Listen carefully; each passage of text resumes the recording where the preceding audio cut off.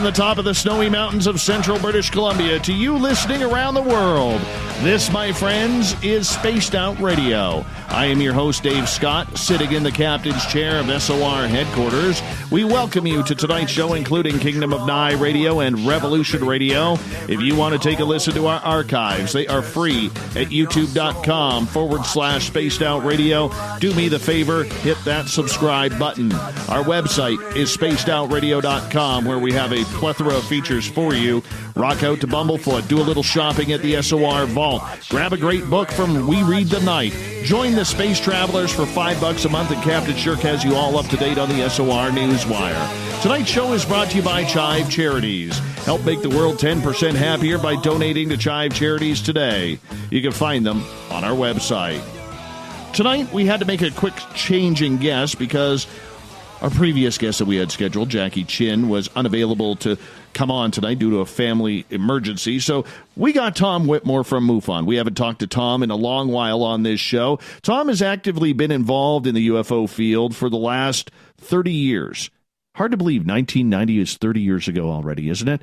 And he has served on MUFON's business board since 1994. He is a retired financial analyst and assists the business board with strategic planning, administrative, and long-term issues.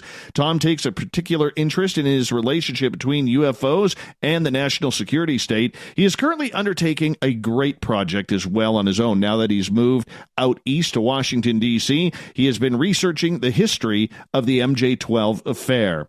Then at the bottom of hour number 3, I will bring you the SOR Newswire, brought to you by Paranoia Magazine. Tom Whitmore, been a while since we had you on, but I got to tell you, man, I think this show would go so much smoother if you grew that impressive mustache back from about 1986, my friend. You got to bring that lip blade back. Well, Dave, first of all, I want to thank you for having me on the program. I'm delighted to be here. And sorry, no mustache and no beard. I tell you, just call me the no facial hair guy. All right. No facial hair guy, Tom Whitmore, with us tonight on Spaced Out Radio. But, Tom, on all seriousness, I absolutely appreciate you coming on because, you are somebody, and I'm very open with the public here. You and I are very opposite when it comes to the UFO field. You're very businesslike. You're very strategic, whereas I am very out there. I'm a weirdo, and I'm an experiencer, and I have no bones about that because I got a big mouth and talk in front of a microphone. You have been in this field now for 30 years, been involved with MUFON for the last 26. When you look back in the last 30 years, where has the UFO field come from when you began to where it is now? The biggest change, Dave, has been the internet and social media, and I think it's completely changed the dynamic and the focus and the texture of the communication within the UFO field. But I can tell you, back in the 90s, when I became active, the UFO community was every bit as turbulent. We had the MJ-12 affair, the Benowitz affair, which was very controversial. And we had a lot of research going on in the Roswell incident, and we had the alien autopsy film come onto the scene, which caused a huge amount of controversy. So, and the internet was just getting started then. So now I think that we have there's always been a lot of trash in the UFO field, but now we have a lot of that on the internet, and we also have good communication as well. So I'm thinking that the UFO community has been suspicious for many years that it's been infiltrated by one or more intelligence agencies in the U.S. government. And now it's completely changed because all kinds of things can be done on the internet, and it's completely changed the dynamic. So the way the internet has affected things, has it been for the positive or the negative? I think mostly if used properly, it's for the positive because the internet is just a tool. Social media is just a tool. And it can be used for the good, and it can be misused and abused. And we all know that there are people out there that will call people names and try to defame other people or dox them and misuse the internet. in ways that are very, very ugly. But at the same time, it always provides this perfect opportunity for open communication. And that's why I'm so glad to be on your show, Dave, because it enables me to be part of the public conversation and not just be a private researcher in my little cubbyhole reading my books and looking at my documents. So I really appreciate the possibilities of the internet. As you have seen this field evolve over the last 30 years, and hard to believe 1990 is 30 years already. I mean, that's just sickening to think about. It seems like only like 3 years ago. But when you look at the last 30 years and you look at the way the internet has changed things, the way people have started taking this subject a lot more seriously, there's a lot more podcasting. Podcasting obviously wasn't around back then. There's a lot more people speaking about this subject. Has that been for the betterment of the UFO field, or has it kind of fallen into the hindrance category? There are some good people doing work on social media, but the social media element is extremely democratic. Almost anyone can go in and start creating podcasts or going on YouTube or posting a website or a blog, and so it's extremely democratic in that respect. But for me, the quality of it is directly related to how much knowledge a person has, one, about UFO history, and two, about the current situation, and three, is the person or people, are they bringing new information into the field? Or are they digging? Are they working their sources? Are they analyzing a lot of the information that we already have? And sometimes I hear one or more people say that we don't have enough information, but there's actually a tremendous amount of information after 70 years of UFO history. So I think it's our task to take that information and carefully analyze it and look at our current situation and analyze it as objectively and as neutrally as we can. And then also take a look into the future and try to figure out where things might be going. Where should we be heading? I would like to see more analysis of the information that we have. I think that would be helpful. I think that would help us have our feet on the ground, so to speak, and perhaps deal more with facts. It's very tempting, and it's a lot of fun to speculate about UFOs, about all the theories of, are they extraterrestrial, or are they time travelers, and so on and so forth. And I see a lot of that on Twitter and on Facebook. But, less speculation and more analysis and more fact-finding and dealing with facts. That's what I'd like to see in the future. So with those facts and that information that you would like to see done, I know you're very pro-MUFON because you've been a part of them for 26 years. There's a lot of other groups popping up out there as well, Tom. Is it just a matter of getting the information out there? Doesn't matter the group who's looking into it? Or is it that we should be collecting this all into one central database area? Well, that would be ideal. But if you look at the problem worldwide, I mean, that is absolutely a huge task. It's really overwhelming to try to coordinate all of the worldwide data because, we're so centered here in the United States on what's going on in the U.S., but UFOs are a worldwide phenomenon. And there are other databases. I mean, back in the 70s and 80s, I know that Jacques Vallée was developing databases. There's a group in Sweden that is collecting everything they can get their hands on in UFO literature.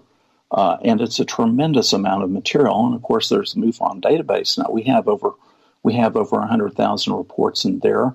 There's information from CUFOS as well, and there's information from NICAP and from APRO, and consolidating all that into one central repository of information would be the ideal solution. But that is a big, huge task, and And it would require a lot of funding and a lot of management and a lot of determination and follow through.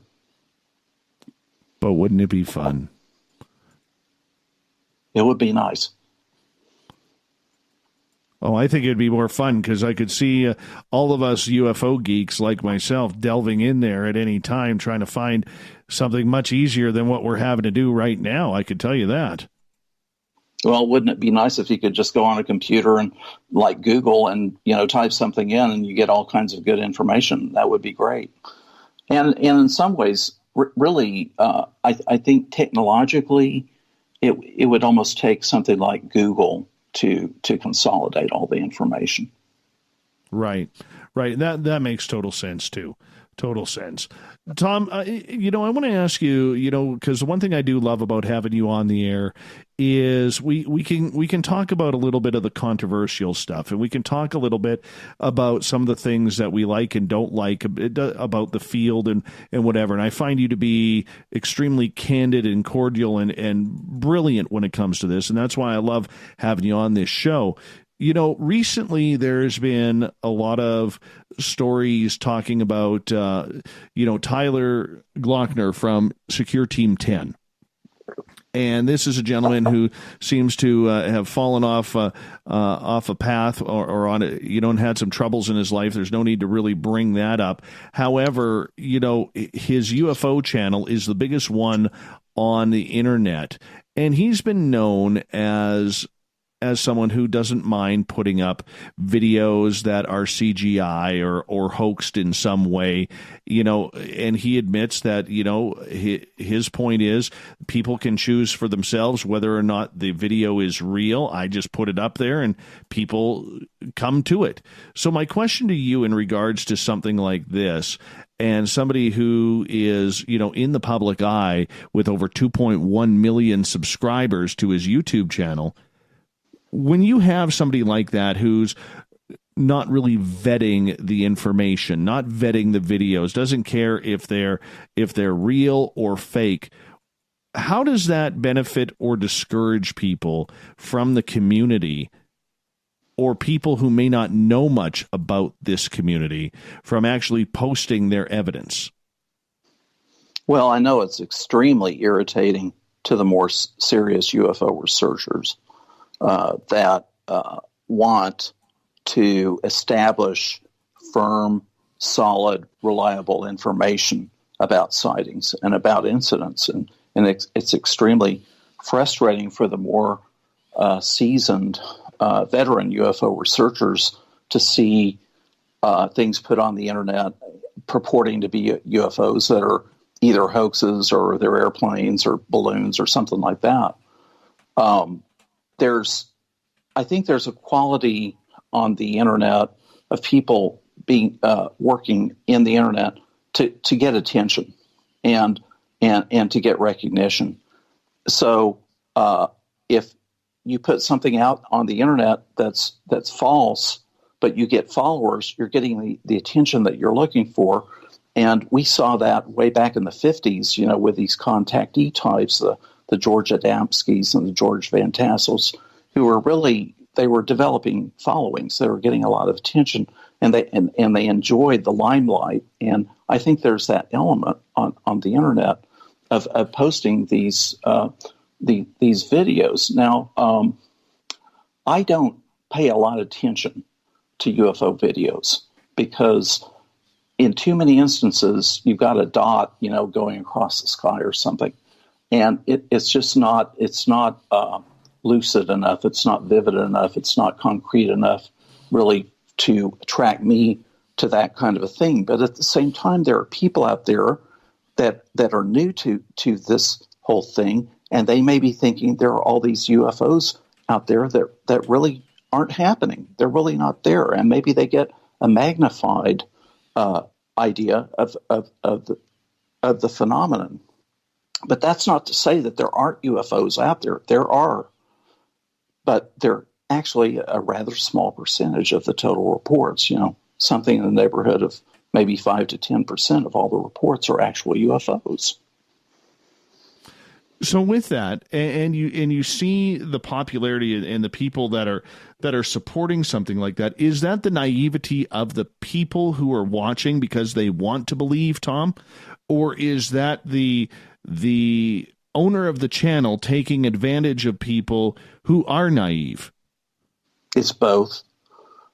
And I think in Tyler Lochner's case, there have been complaints that he had been taking advantage of the naivety of the public. And there is a new generation. There's always a new generation coming up. And I'm kind of an old sea dog when it comes to UFOs, and a lot of us, my age are. And there is a younger generation, and they may not and I'm not speaking ill of them in any way. I'm just saying that they may not be as aware of some of the dynamics that us oldsters are aware of, and that only a small percentage of sightings really turn out to be solid UFO cases. All right. So if you are someone who is asked by people about Secure Team 10 or something like that, what do you say? I would say read some good UFO books and study UFO history.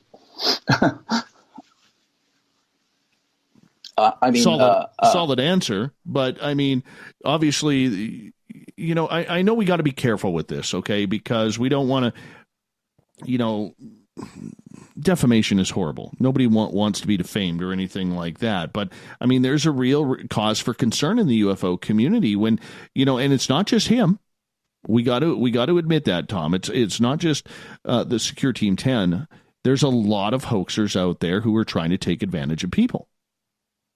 Sure. And it's not just UFOs. There are all kinds of hoaxes on the internet, too. I mean, it's a perfect medium for that.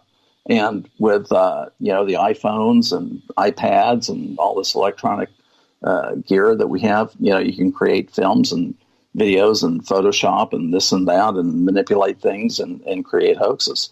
So there is a big danger of that. And maybe the future is a lot of people thinking that a lot of things are happening that aren't, because there are so many hoaxes.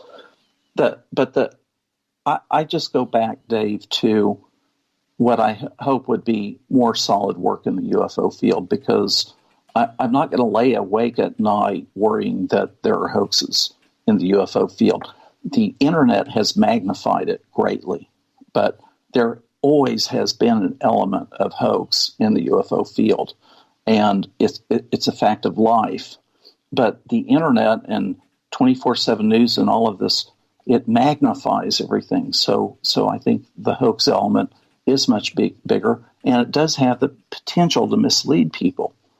And I understand your concern, and I understand the frustration and the concern of some of the more serious researchers who are seeing this going on. What do you do about it other than to call them out and say, be careful?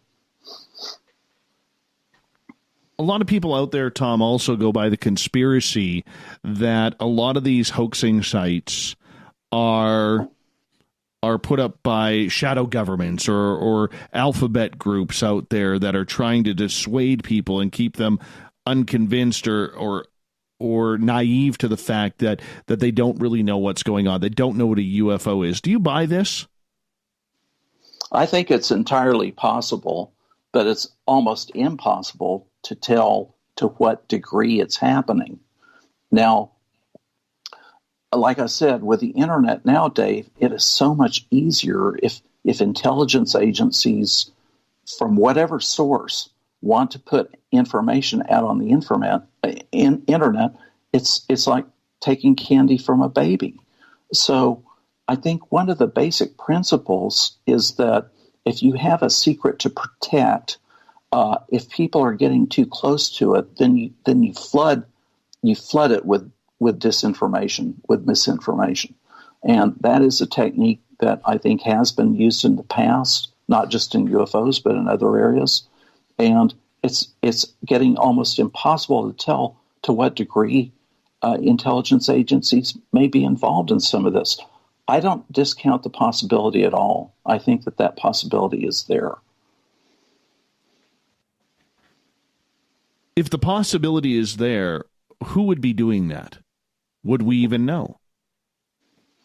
Well, I think there may be a correlation, Dave, between the development of classified technology and the amount of disinformation that's going on. And you have, we've had the development of the stealth fighter and the stealth bomber. And is it coincidental that these were in Star Wars during the 80s? The stealth fighter, stealth bomber, and Star Wars program. Is it coincidental that is when all of this so-called disinformation arose in the UFO community? Maybe there's a correlation there. And if there is a lot of fake news, if there's a lot of misinformation, if there's disinformation, if there's confusion, that might correlate to some classified technology that's being developed right now. Do you think that would revolve around some sort of secret space program like we've heard about? I don't know. We've always had a secret space program in that we've always had classified satellites, and we've had astronauts and military people go up on the space shuttle, and do classified work up there. So I think that we've had a secret space program in that respect. But right now, in just surveying the news and the literature that's on the internet, I'm seeing a lot about hypersonic missiles. That's a big thing right now. And there's a lot of concern about the Chinese making headway with their technology. We continue to be paranoid about the Russians. So I think that if there is some kind of a disinformation program going on, on the internet and various places, that it's probably related to those things, and possibly other classified technology that's typically developed out of Area 51. These Aurora types space planes and that kind of thing. Do you believe, as we only got about 30 seconds, do you believe that the Aurora program is quite real? I believe it's been tested for sure, and Michael Schratt is really the expert on that. He had it down to, what day of the week they did what. They did the briefing, they did the preparation, they did the flight, and then they did the debriefing on Friday, and everyone goes home on the weekend. That kind of thing.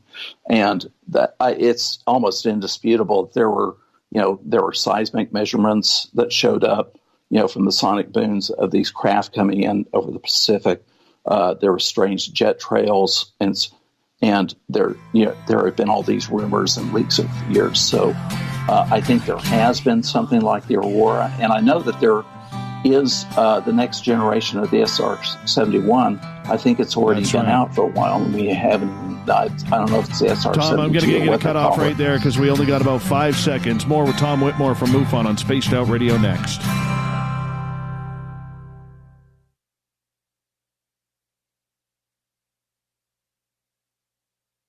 Hey, space travelers, this is John Resig, founder of the Chive and Chive Charities. If you know anything about our website, you know we like to do things a little differently. We're not some faceless organization collecting money for a nebulous cause. Our donor dollars go directly toward life-improving items. Then we give those items directly to an underdog who needs it most. To become a donor with Spaced Out Radio's official charity, Chive Charities, just go to chivecharities.org/donate. From the heartlands of Canada to beards around the world, we know how to take care of you. Fill your follicles with the Mighty Moose Beard Oil. All our oils and balms are handmade and 100% natural ingredients because we care about your beard. And hey, use the promo code SOR2019 and get your Mighty Moose Beard Oil today.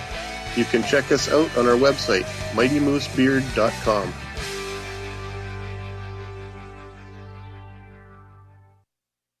Hello, this is your guitar man, Ron Bumblefoot Thal, and I have to tell you, I love the response I get for Little Brother is Watching from Spaced Out Radio fans. It's amazing how music can inspire and make people think deeper about what's going on in the supernatural world. You can head over to my website, bumblefoot.com, to check out my music, my guitar workshops, my touring, even check out some of the hot sauces that I'm working on. And make sure you keep on listening, because with Spaced Out Radio, you know little brother is watching. We're adding to the entertainment online for Spaced Out Radio. I'm Amber Beckrud, and I want to invite you to subscribe to our YouTube channel and check out Cryptid Tales, where I will take you on a journey into some of the strangest legends and lore from around the world, relaying the stories to you of the strange creatures and experiences that people have had throughout time. You can find Cryptid Tales at youtube.com/Spaced Out Radio. And while you're there, don't forget to check out our free archives and leave a comment. See you there. Move over, brother, and let me own Saturday night. This is Rich Giordano, and I'm inviting you to tune on in to Spaced Out Saturdays starting at 9 p.m. Pacific, 12 a.m. Eastern, where I'm going to bust open the lids on everything paranormal. Why? Because we want answers, and I'm the guy who's going to deliver those answers to you. Join the chat rooms, and we'll see you this Saturday. Just be there. No, really. Hey everybody, the SOR Space Travelers is open. For just $5 a month, you can hang out with Dave and our crew privately in our members-only section. With your signing, you'll receive newsletters on what's going on with Spaced Out Radio. You'll have direct contact with the host during the show in our chat, live streaming videos, and a great forum for your posts and more. Become a Space Traveler now at spacedoutradio.com.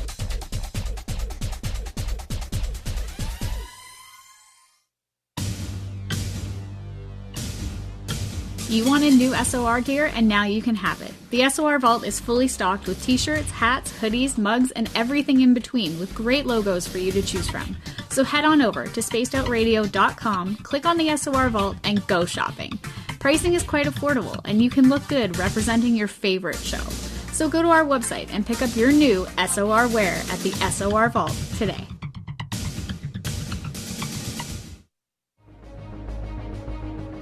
Hello everyone. This is Ryan Stacy from the Experiencer Support Association, otherwise known as TESSA. We're glad to team up with Spaced Out Radio to help investigate your experiences on the SOR Sightlines Report. Together, we'll investigate the strange sightings and occurrences you've had. We're looking for answers just like you. So fill out a Sightlines Report on the Spaced Out Radio website and let's figure out what's going on together. If you like it hot, real hot, then heat up your meals with Bumblefoot hot sauce. Get your Bumblefoot hot sauce today. The sauce, Bumblicious, and the 4 million Scoville unit Bumble. We're going in hot, real hot, coming out even hotter. Keep the milk nearby and tantalize your taste buds tonight. Bumblefoot hot sauce, available now at kajans.com. Cold drinks, great food, and the best music in Vancouver. The Moose Vancouver is the place to be, open until 2 a.m. nightly.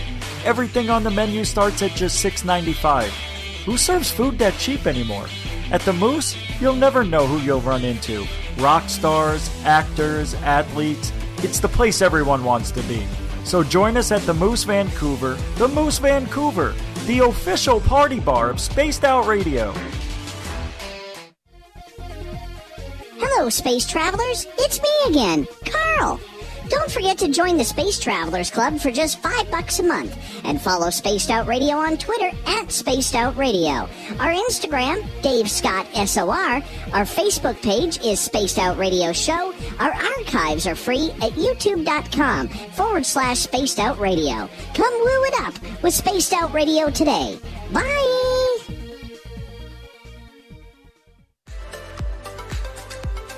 Are you looking for great advertising value for your company? Look no further than Spaced Out Radio. We have a multitude of places to get your name out there, including commercial ads during the show, special promotions, and banners on our website. Our audience is proven to support the companies that support our show. We can make your budget work for you. So for more information, please contact us at sales@spacedoutradio.com. At spacedoutradio.com, we are keeping you up to date on all the news with the SOR Newswire. Captain Shirk leads the team that is bringing you the news of the day and exclusive stories on everything paranormal and supernatural. It's free to read, it's updated daily, and it's right there for you. The SOR Newswire is a one-stop shop for the news of the day. Check it out at spacedoutradio.com today.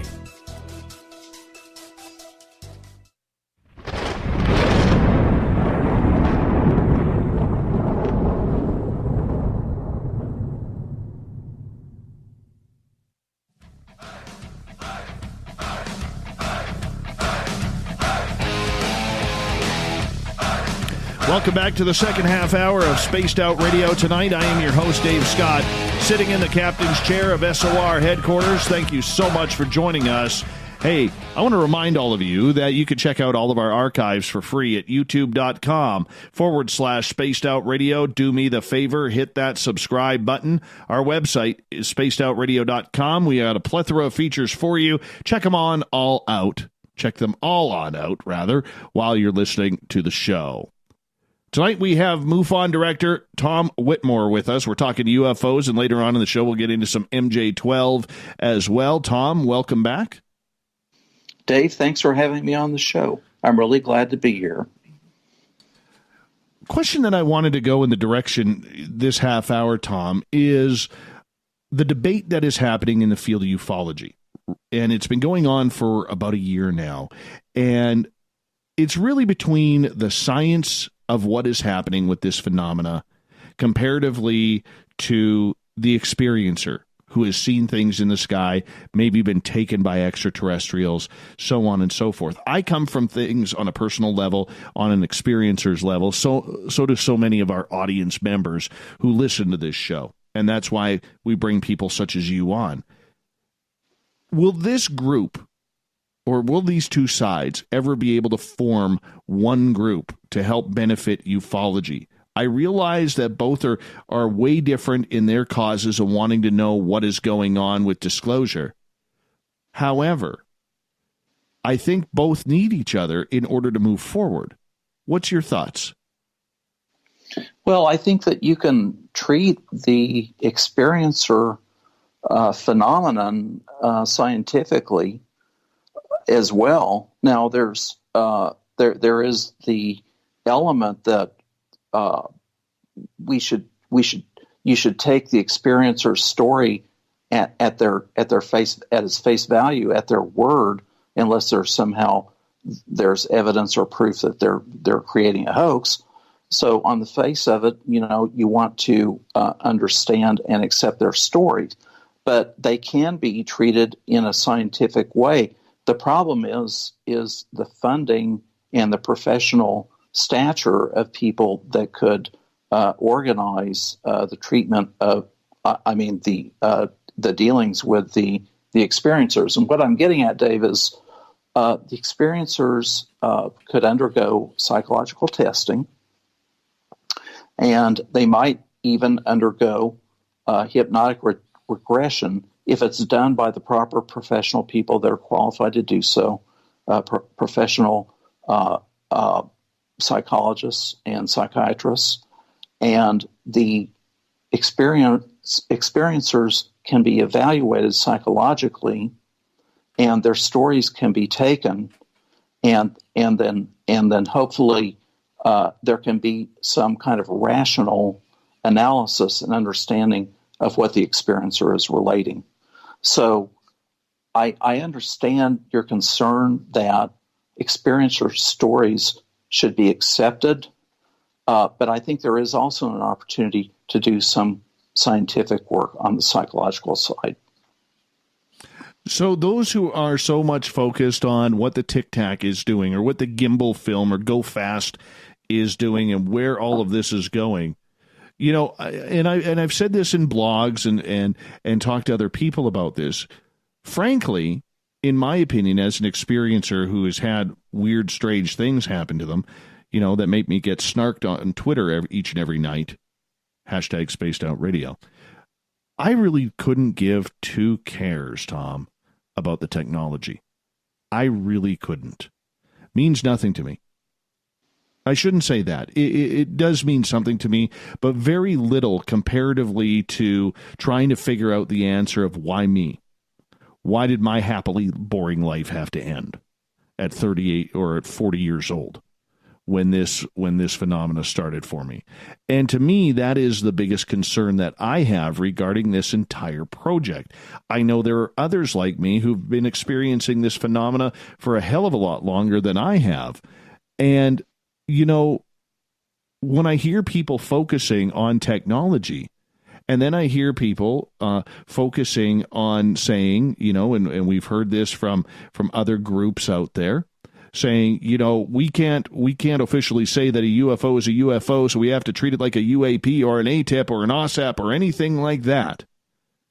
I find it very frustrating and almost, as an experiencer, demeaning that I know what I saw. I don't need disclosure because I've already had it for myself. Many others are like that as well. And I just feel that the experiencer, through this whole thing, is being left behind. Well, and there's no organized program to help the experiencers, all right, of any real material significance. I know, you know, there are private groups that attempt to help, and MUFON has a section, you know, that helps experiencers, but there's no like government type program to get all the experiencers together and attempt to help them, you know, to really evaluate what's going on there. And so there's naturally this feeling of isolation and loneliness for the experiencer, because who do they turn to?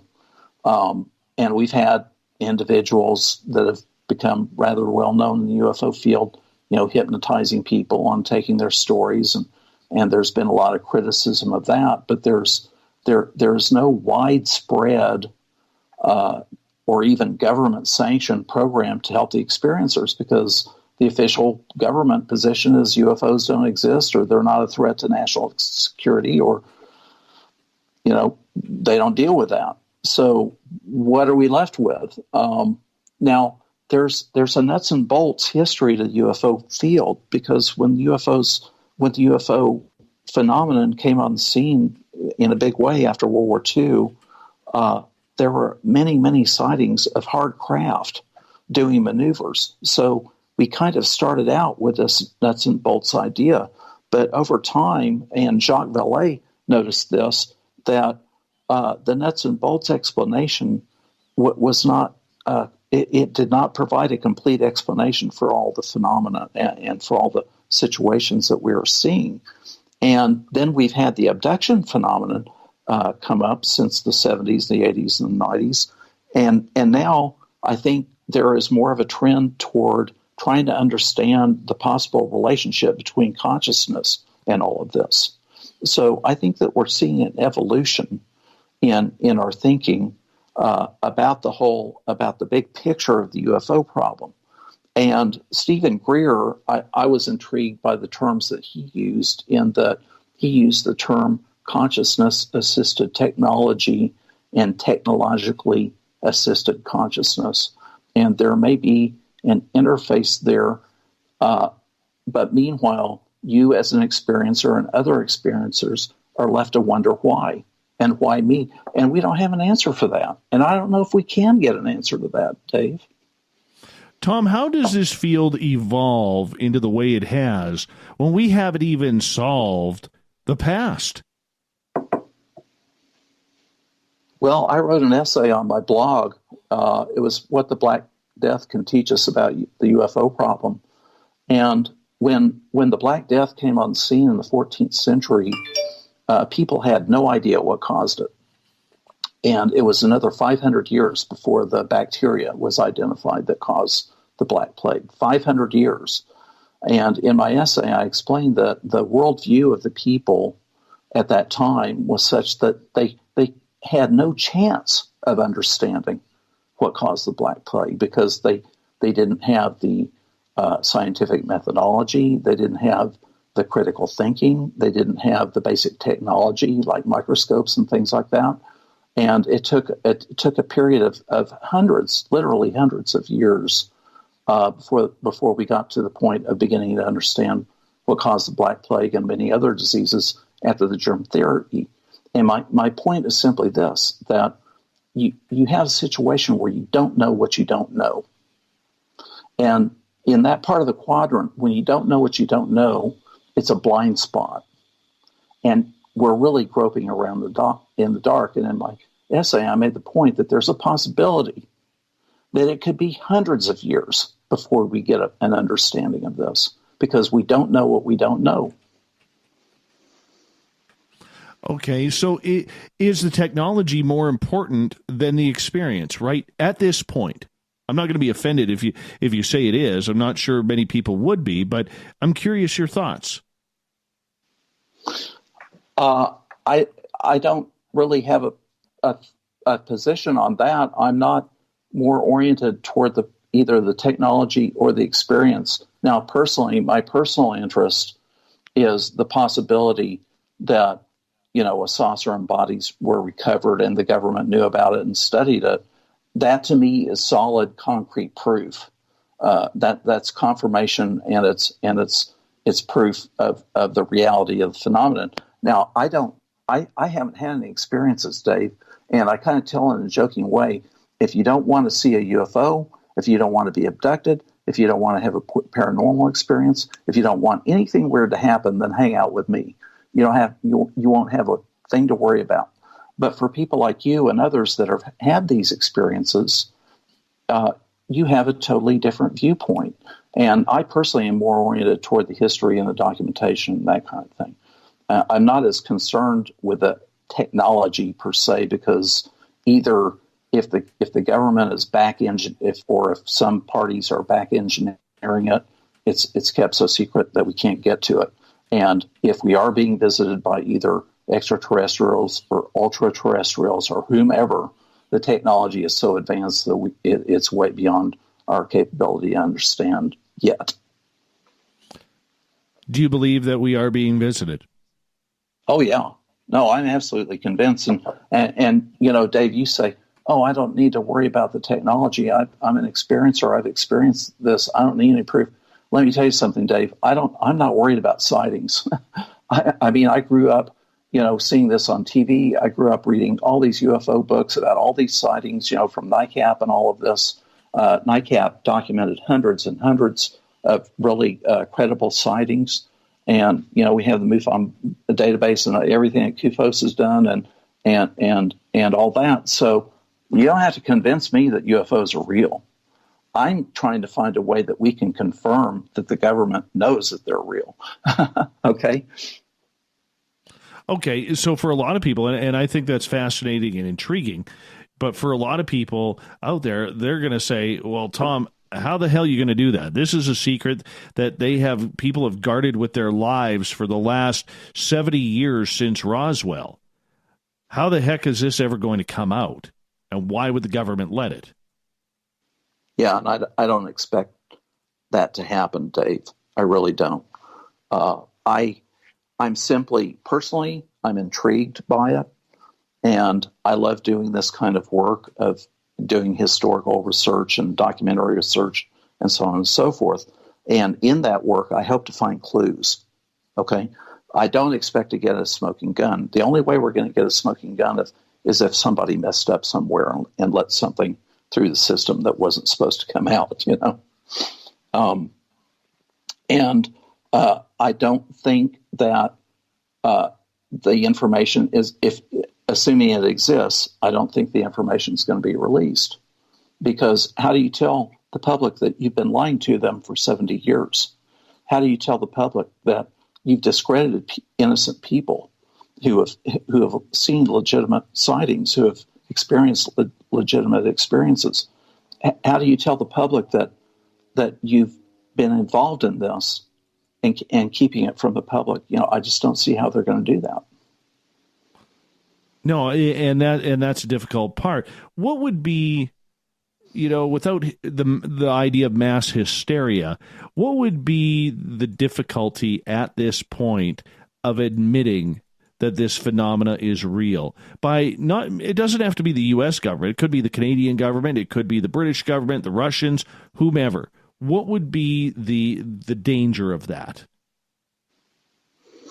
The danger, as I see it, Dave, is that it's going to open a can of worms, because in this subject, with the possibility of recovered saucers and recovered bodies, and maybe even guests, from other planets or whatever, you can't be a little bit pregnant.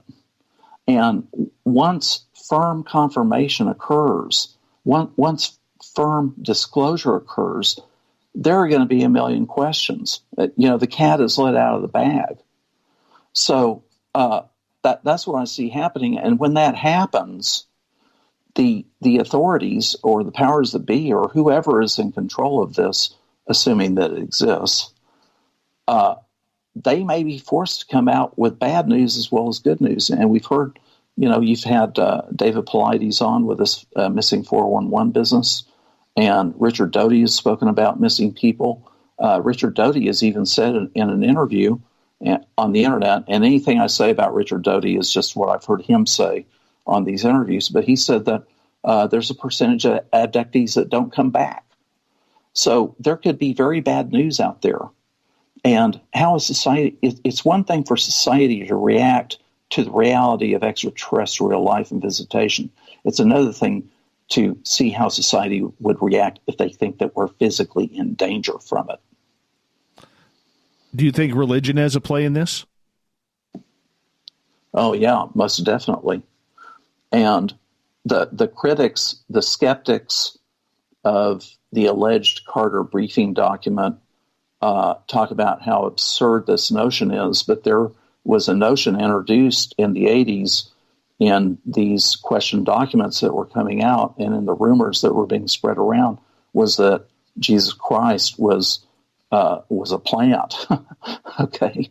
And I don't know that's true. I don't know if that's true. I'm not advocating that idea. But if there's anything to that, I mean, what effect do we think that would have on religion? That would be profound. So so if we take the fact that there could be a lot of changes, maybe for the good or for the bad, would this end up on a business level? Could it kill the economy? Could it bankrupt a country like the U.S. who's been hiding these secrets? Because if there's little faith in what's going on, that always affects, the stock markets, and it always affects everything. I know that sounds far-reaching for a lot of people, but I'm just curious about this. Well, I think it could. It definitely could. And again, if there's anything to this, that may be the biggest reason why this information is kept under wraps, because the stock market operates out of the level of uncertainty that it has to deal with. And if all of a sudden we're faced with a reality that various groups are visiting the Earth and are messing around with us, maybe even doing worse things than that with us, all of a sudden, I don't see any way that could not create hysteria and panic if people actually had to believe that it was true. And I think it would have a material effect on people's individual psychology, on social psychology, and then that's going to spread into the economy. And again, if this information exists, I think those are risks that the authorities are not willing to take. Has anybody ever come up to you on a private conversation, like you don't have to say it verbatim if they have or not, but has anybody ever come up to you and told you that the economy is a real concern about disclosure? No, not individually, but we always read that as a possible reason why there hasn't been disclosure. And if people lose confidence in the government and they lose confidence in the elites to manage affairs in such a way that we can do business as usual and prosper in the way that we have since the Industrial Revolution, I think if people lose faith in that, then we're running the risk of a deterioration. And if people are scared to death, thinking that they're going to be abducted or killed by aliens, then it's just a bad situation. This question may be hypothetical in regards to the topic, but do you believe or do you know if there is any type of hypothetical report out there that has been done by, let's focus on the U.S. government here, looking into this phenomena, trying to say, okay, if aliens come down or if we admit to this, what would the public response be? Have they drawn that out for themselves? Oh, yeah. There have been studies done by the I'm having a senior moment. I can't think of the institution right now, but these think tanks, they've had studies done by one or more think tanks, about what the possible effect of the realization of extraterrestrial visitation would be on society. And I think that the conclusions have been that it would have a material effect on affairs. And I'm sorry, I should be able to give you a specific reference on that, but I know that there are references out there with think tanks that have done these studies. So what's the stock tip for aliens? Buy marijuana. Buy marijuana. Yeah. Figure out who the Jeff Bezos is of marijuana and buy that. Yeah, no kidding, right? We're all going to need to relax a little bit. That would be for sure. We have about just over a minute left in this hour. Tom Whitmore from MUFON is our guest tonight. Tom, with the economy, and how come we don't hear much about this from other UFO researchers about what the potential of the economy collapsing would be? Well, I think most of us that keep up with the literature are familiar with that risk. And it's difficult to imagine how that would exactly play out. I think at first, if there was some kind of disclosure, unsettling kind of disclosure, at first I think the stock markets themselves would probably not react. And what would happen is that later the information would start to sink in. And there would be a level of panic setting in among the population when they're dealing with something that they don't understand. And I think that most all of us UFO types who follow this kind of thing are pretty familiar with that scenario. They may not talk about it that much, but I think we're familiar with it. Tom Whitmore is our guest tonight on Spaced Out Radio. He's from MUFON. We will continue the UFO chat. Do you think that the economy would collapse if disclosure was made real? Let me know on Twitter at Spaced Out Radio. We'll be back with more Spaced Out Radio right after this.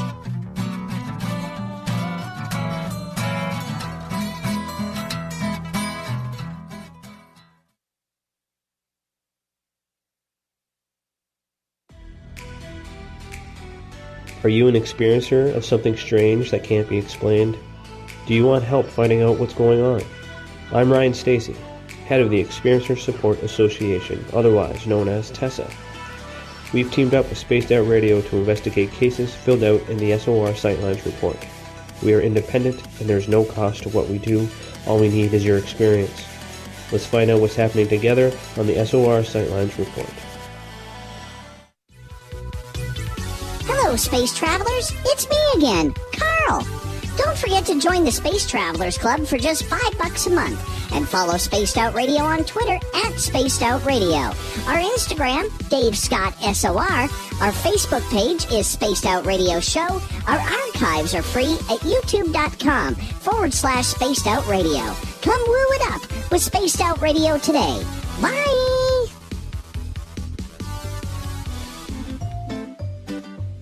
Looking for creative ways to get your company out in the public? How about advertising on Spaced Out Radio? Our sales department is waiting to hear from you, and we can work around any budget. From commercial spots to banners to special promotions, there are many opportunities to get your name and product out to our SOR listeners. For a price guide and more information, please contact us at sales@spacedoutradio.com. Get your horns up with me on Spaced Out Radio. This is Ron Bumblefoot Thal. Come tune in to SOR where you can hear me rock out with Little Brother Is Watching, the official theme song of Spaced Out Radio. And then come on over to bumblefoot.com where you can find out about my tour schedule, my music, and everything else. Bumblefoot.com keeps you up to date on what I'm doing and the best way to stay in touch with my music and music camps. Sign up for my newsletter at bumblefoot.com and remember, Little Brother Is Watching. We are scouring the world for the most intriguing stories of your day. Take the time to read up on the SOR Newswire, where our team, led by Captain Shirk, will deliver to you some of the best paranormal and supernatural news, along with some stories that will blow your mind from the weird to the wacky. It's the news outside the news that piques interest, and that's what we're looking to deliver to you. The SOR Newswire, only at spacedoutradio.com. Hi there, this is Geraldine Orozco from San Francisco's Bay Area Meditation. I invite you to join me the first Tuesday of every month with Dave Scott for Spaced Out Radio's The Spiritual You. In this fast-paced world we live in, it's time for you to take some time for you. We'll cover every possible subject from powerful meditation to healing techniques to your own intuition and spirituality. So come join us for The Spiritual You. We all know on Spaced Out Radio we love a good beard and mustache, so why not take care of your facial hair with Mighty Moose Beard Oil? Made in Canada, we're taking care of beards and stashes around the world. We use 100% natural ingredients with our oils and balms to make your whiskers feel silky smooth. Use promo code SOR2019 at MightyMooseBeard.com today.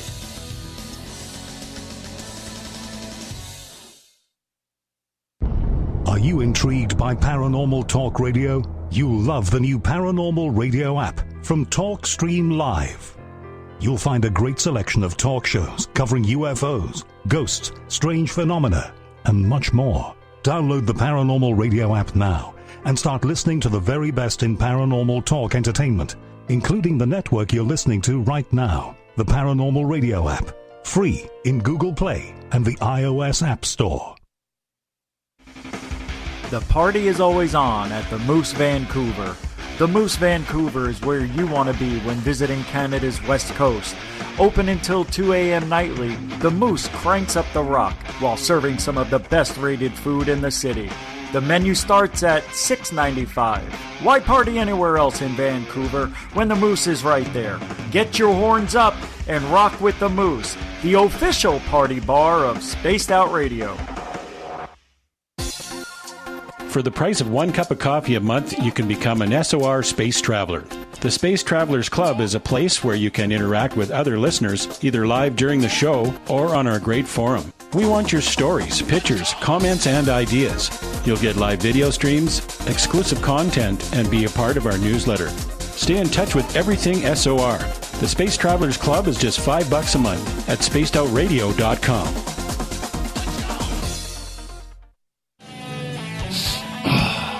I'm feeling a little spicy tonight. What to do? What to do? Why not get Bumblefuck? 4 million Scoville units of pure hard rock. Bumblefoot hot sauces come in 3 flavors. The burning Bumble. Tone it down a bit with Bumblicious and throw the sauce on everything. Spice it up. Bumble me, baby. Bumblefoot hot sauce. Get it today at kajans.com. A little bit of science, a little bit of skepticism. Add a dash of snark and you have the makings of Spaced Out Sundays with me, Everett Thielen. Together we will look into the reality of the paranormal with an open eye and rational thought.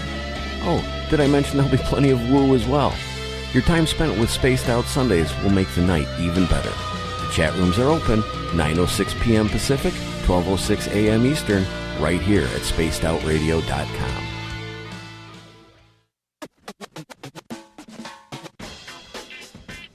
The SOR Vault is open for business, and do we have some cool swag for you to pick up? All you have to do is head over to our website and click on the SOR Vault. You have a variety of cool logos to choose from and put them on anything you want. T-shirts, hoodies, hats, coffee mugs, you name it, we can get it to you. So do your shopping by supporting the store you love. Get your Spaced Out Radio swag at the SOR Vault today.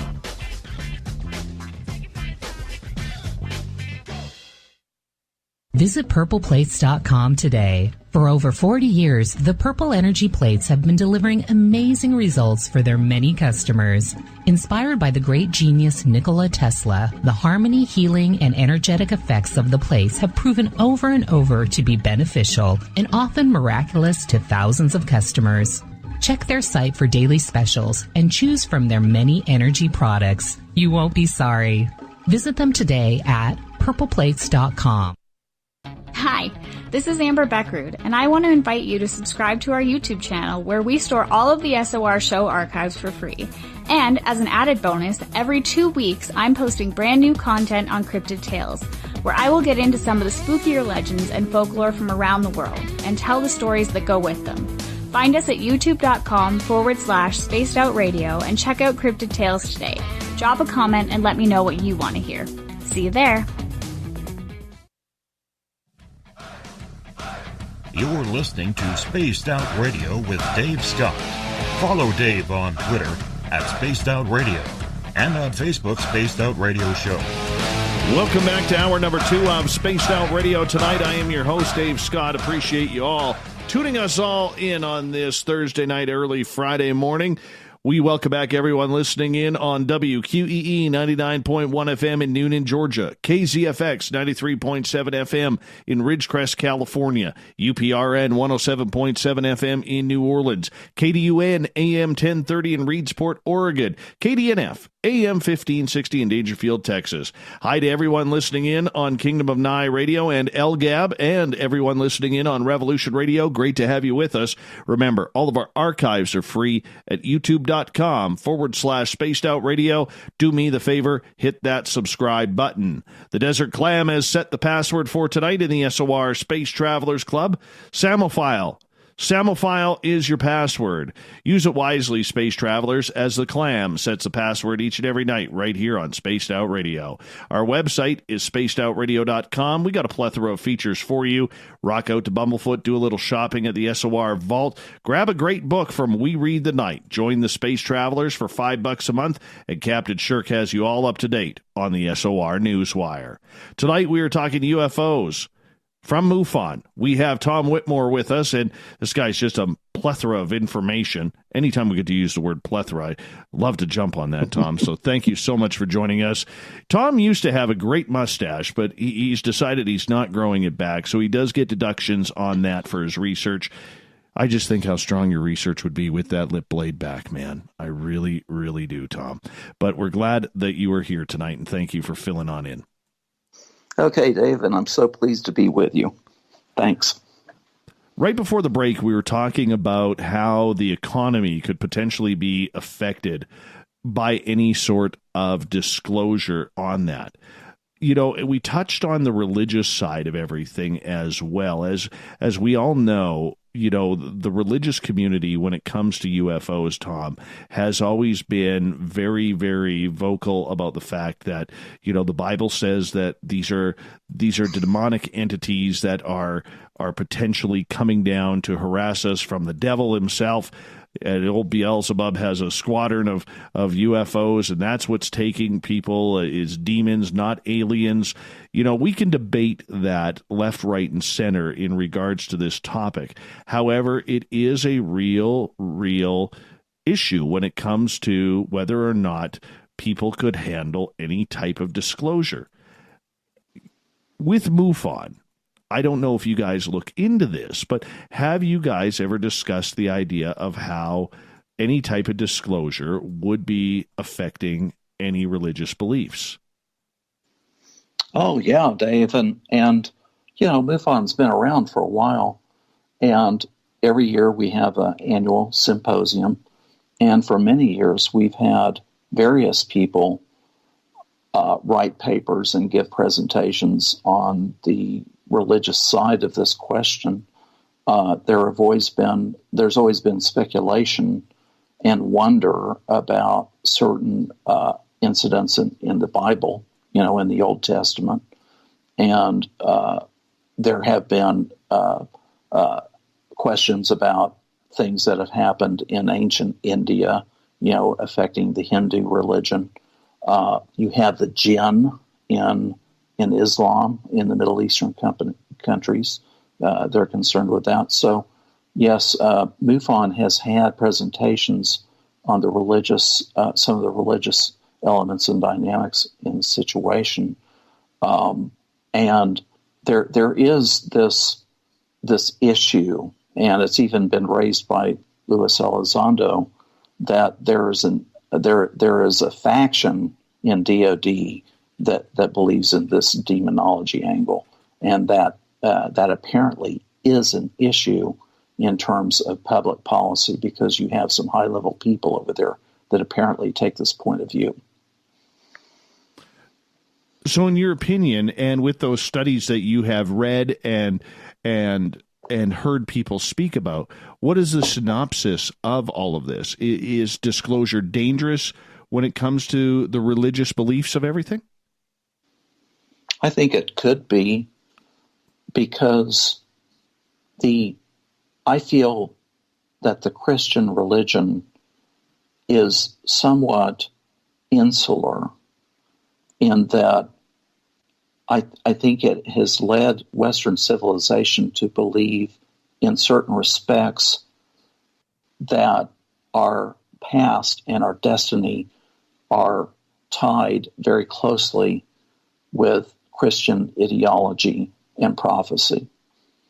So if something came along that disrupted that, that would be a fracture in the social psychology associated with that. So I do see it as a problem. And Dave, I listened to 11 interviews with Richard Doty on the internet, and I took extensive notes. And one of the things he said was that he was exposed to a briefing.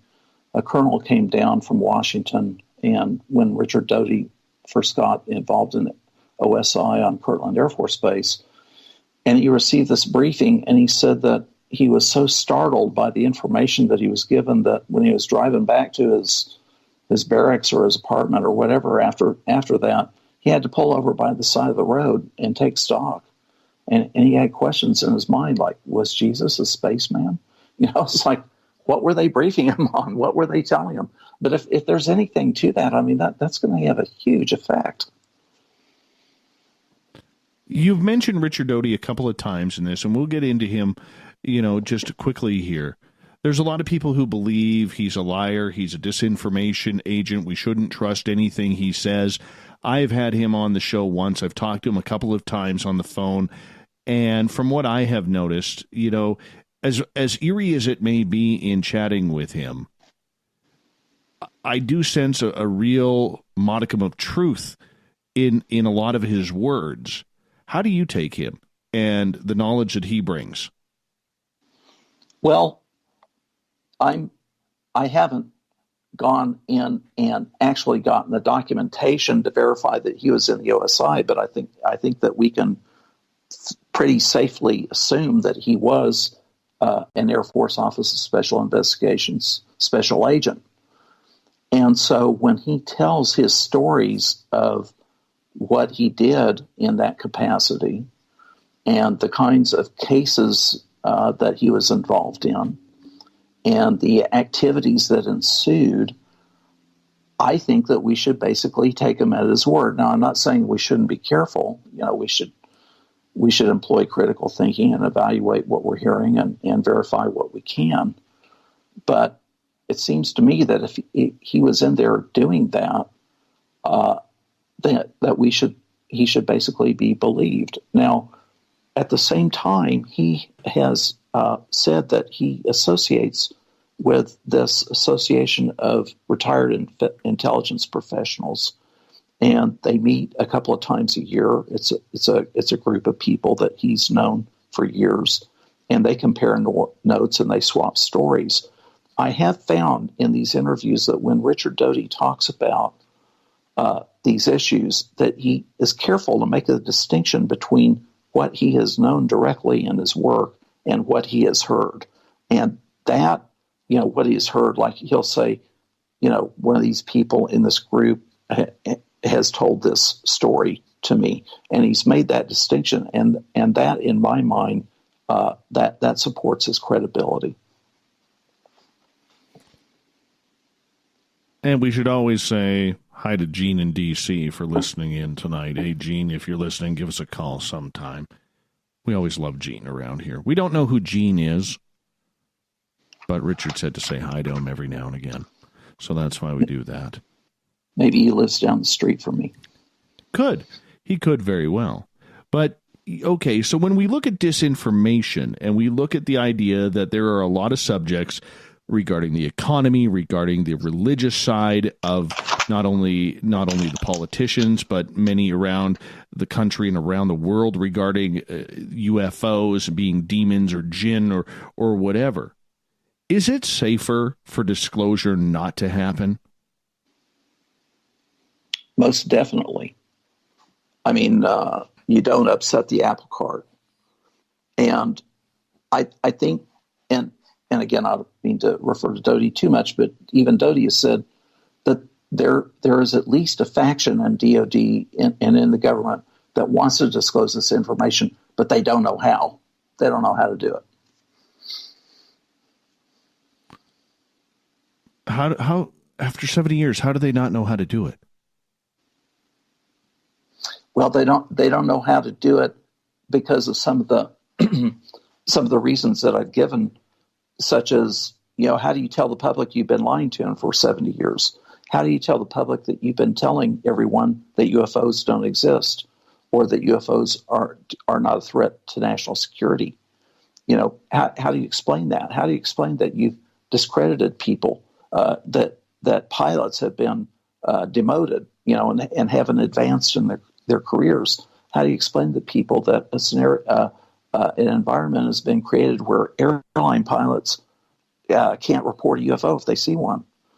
This kind of thing. And then if they've had evidence, that they've had real evidence all of this time, there is a public announcement, I think on it's either in DOD or on the Wright-Patterson Air Force Base website that says we don't have any alien bodies here.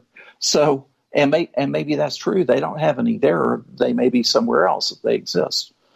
There's been a whole history of deception and untruthfulness about this, if it exists.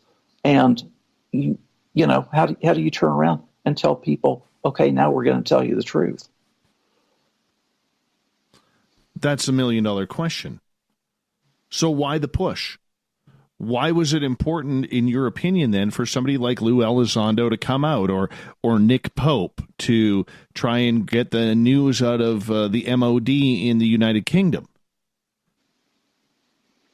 Well, Elizondo has explained that, and there's a lot we don't know about what he's actually been doing in this field, but he has explained that he felt that the military and the DOD was not dealing with the subject as it should be, that they were either ignoring reports or they were ridiculing military witnesses, or they weren't putting the proper funding and effort into investigating really, really pretty serious situations.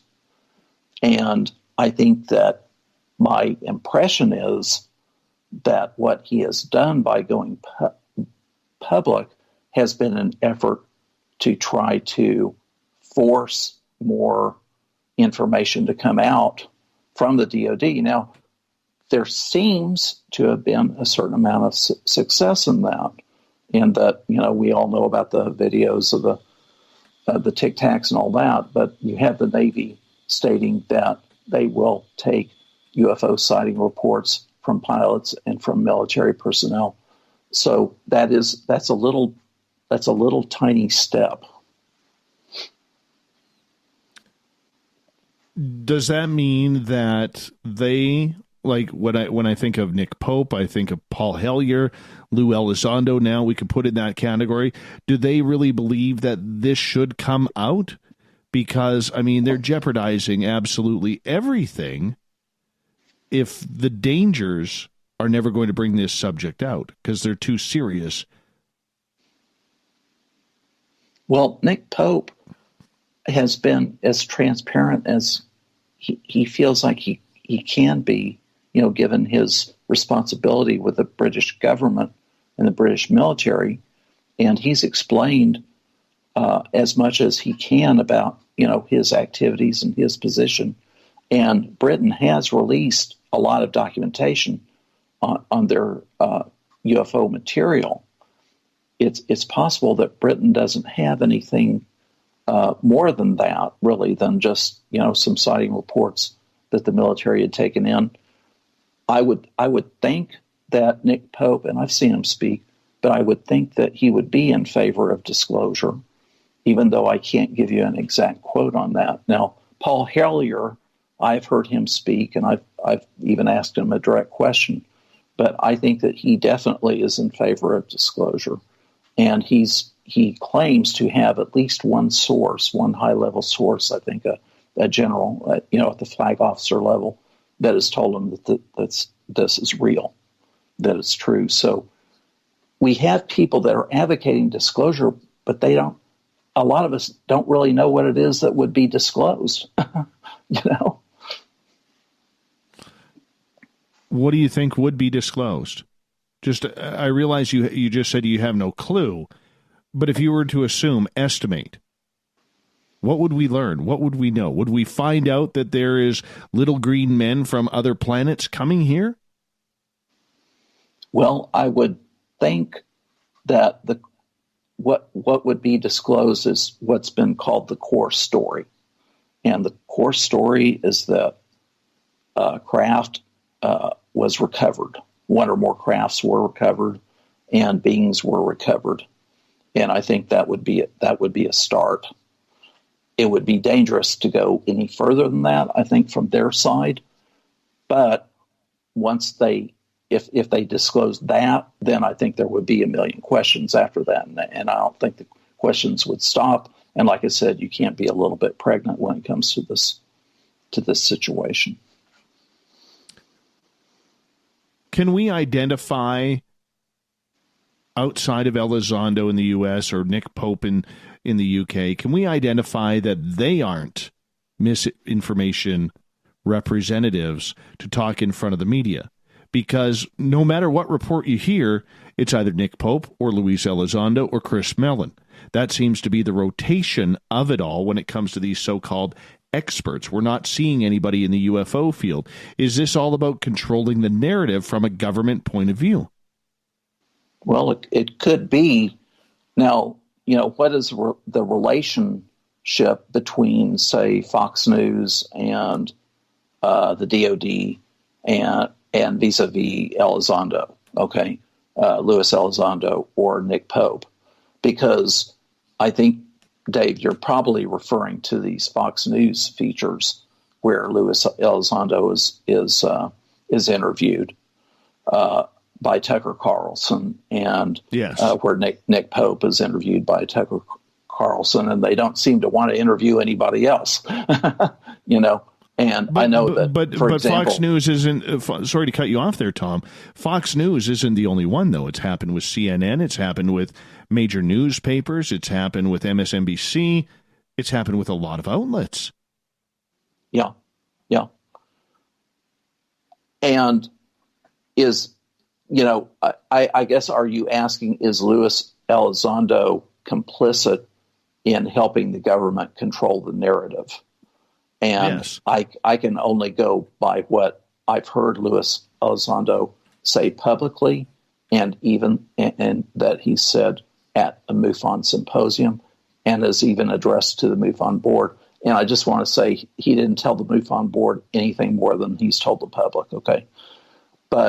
And that is that he was unhappy, he was dissatisfied with the way that the DOD was handling the UFO problem, and he felt that by going public he could make a contribution to help the public put more pressure on the DOD and on the government to be more serious in the way that they handle UFOs, the UFO problem, and that also kind of a subset of that complaint is that you have this element, this faction of even people at the flag officer level that think these are demons, and that's part of the problem. So I personally am not of the opinion that he's complicit in controlling the narrative. Okay. Not a problem. All right, we got a question from Twitter coming in at #SpacedOutRadio from Greco, who is asking, Tom, are the common people powerless in bringing disclosure given the government, religious, and societal barriers that seem to pop up with this subject? We seem to be. And there's not kind of a mass movement about this either. I think as UFO people, and I know that myself being an old UFO proponent, that we see the UFO problem from our perspective, and we're immersed in it, and it seems to be a bigger issue than it really is in the public domain. And I just like to remind people that during the Vietnam War, thousands of American soldiers were being killed, and there were demonstrations all over the country. There were demonstrations at universities, on public streets. There were huge demonstrations on the National Mall in Washington, D.C. And the Vietnam War didn't end until the government was good and ready to end it. So just because, we UFO people think that we should have some kind of pressure put by the citizenry on this is going to make a difference, I doubt it. I find it very hard too. And that gets back, in my opinion, that gets back to the experiencer, being shut out just as well as we talked about in hour number 1. Yeah. And, the experiencers are left to wonder, where are they at with all of this? They have the loneliness and the isolation of not having any public support in their problems and possibly even trauma. And you have UFO researchers that for many years, for decades, have searched for answers and searched for truth and have really digged into this. And we're left, still wondering, what is the truth about all this? Tom, I'm going to get you to hold on right there because we are going to go to break here at the bottom of the hour. Tom Whitmore from MUFON is our guest tonight on Spaced Out Radio, having a very candid conversation about everything about UFOs, disclosure, involvement, the economy, religion. Are the world's governments in cahoots on this? Is every country, or is it just the Western world that seems to be working together to keep this subject quiet? We'll ask Tom right after this on Spaced Out Radio.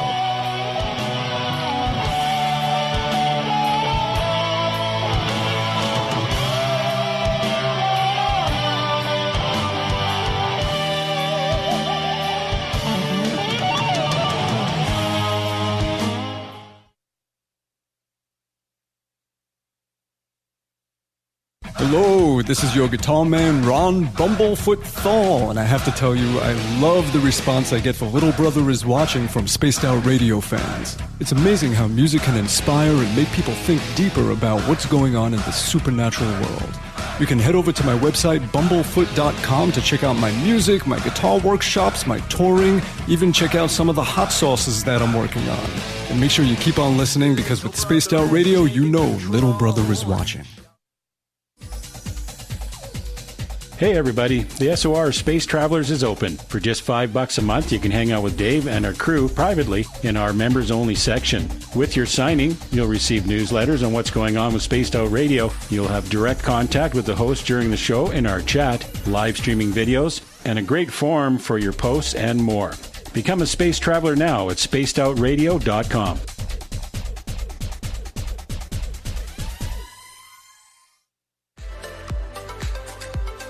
Are you looking for great advertising value for your company? Look no further than Spaced Out Radio. We have a multitude of places to get your name out there, including commercial ads during the show, special promotions, and banners on our website. Our audience is proven to support the companies that support our show. We can make your budget work for you. So for more information, please contact us at sales@spacedoutradio.com. At spacedoutradio.com, we are keeping you up to date on all the news with the SOR Newswire. Captain Shirk leads the team that is bringing you the news of the day and exclusive stories on everything paranormal and supernatural. It's free to read, it's updated daily, and it's right there for you. The SOR Newswire is a one-stop shop for the news of the day. Check it out at spacedoutradio.com today.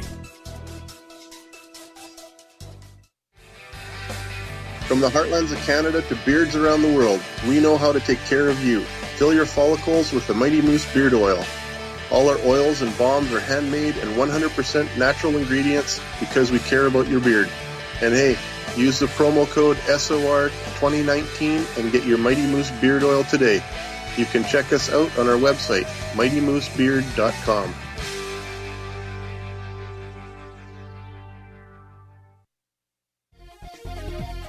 Hello, Space Travelers. It's me again, Carl. Don't forget to join the Space Travelers Club for just $5 a month and follow Spaced Out Radio on Twitter at Spaced Out Radio. Our Instagram, Dave Scott SOR. Our Facebook page is Spaced Out Radio Show. Our archives are free at youtube.com/Spaced Out Radio. Come woo it up with Spaced Out Radio today. Bye! Move over, brother, and let me own Saturday night. This is Rich Giordano, and I'm inviting you to tune on in to Spaced Out Saturdays starting at 9 p.m. Pacific, 12 a.m. Eastern, where I'm going to bust open the lids on everything paranormal. Why? Because we want answers, and I'm the guy who's going to deliver those answers to you. Join the chat rooms, and we'll see you this Saturday. Just be there. No, really. You wanted new SOR gear, and now you can have it. The SOR Vault is fully stocked with t-shirts, hats, hoodies, mugs, and everything in between with great logos for you to choose from. So head on over to spacedoutradio.com, click on the SOR Vault, and go shopping. Pricing is quite affordable, and you can look good representing your favorite show. So go to our website and pick up your new SOR wear at the SOR Vault today. If you like it hot, real hot, then heat up your meals with Bumblefoot hot sauce. Get your Bumblefoot hot sauce today. The sauce, Bumblicious, and the 4 million Scoville unit Bumble. We're going in hot, real hot, coming out even hotter. Keep the milk nearby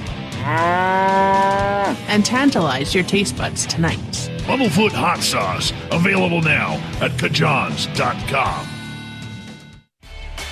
Cold drinks, great food, and the best music in Vancouver. The Moose Vancouver is the place to be, open until 2 a.m. nightly. Everything on the menu starts at just $6.95. Who serves food that cheap anymore? At the Moose, you'll never know who you'll run into. Rock stars, actors, athletes. It's the place everyone wants to be. So join us at the Moose Vancouver, the official party bar of Spaced Out Radio. We're adding to the entertainment online for Spaced Out Radio. I'm Amber Beckard, and I want to invite you to subscribe to our YouTube channel and check out Cryptid Tales, where I will take you on a journey into some of the strangest legends and lore from around the world, relaying the stories to you of the strange creatures and experiences that people have had throughout time. You can find Cryptid Tales at youtube.com/Spaced Out Radio, and while you're there, don't forget to check out our free archives and leave a comment. See you there. Finish off your weekend and kick off your new week with me, Everett Thiemer, right here on Spaced Out Sundays. I'm going to bring you great guests, a little bit of snark, and plenty of information to think about. But don't worry, there's going to be plenty of woo as well. We are going to hit everything in the paranormal and supernatural, including the odd Psychic Sundays. So tune us in on Sunday, 9:06 p.m. Pacific, 12:06 a.m. Eastern, right here at spacedoutradio.com. Hey, space travelers, this is John Resig, founder of the Chive and Chive Charities. If you know anything about our website, you know we like to do things a little differently. We're not some faceless organization collecting money for a nebulous cause. Our donor dollars go directly toward life-improving items. Then we give those items directly to an underdog who needs it most. To become a donor with Spaced Out Radio's official charity, Chive Charities, just go to chivecharities.org/donate.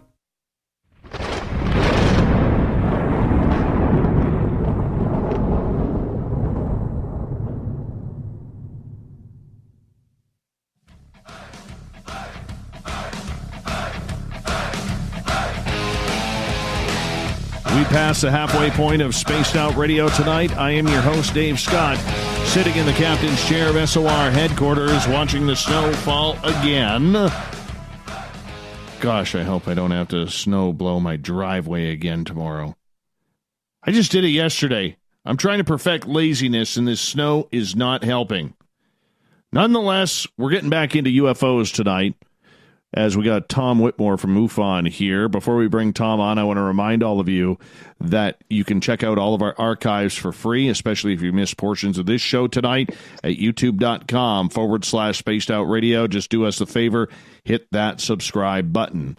Tom, right before the break, we were talking about a lot of government reactions to everything, whether this is a disinformation project that we call disclosure, whether the economy would be affected, whether religion would be affected. Are the world's governments in cahoots in keeping all of this a secret?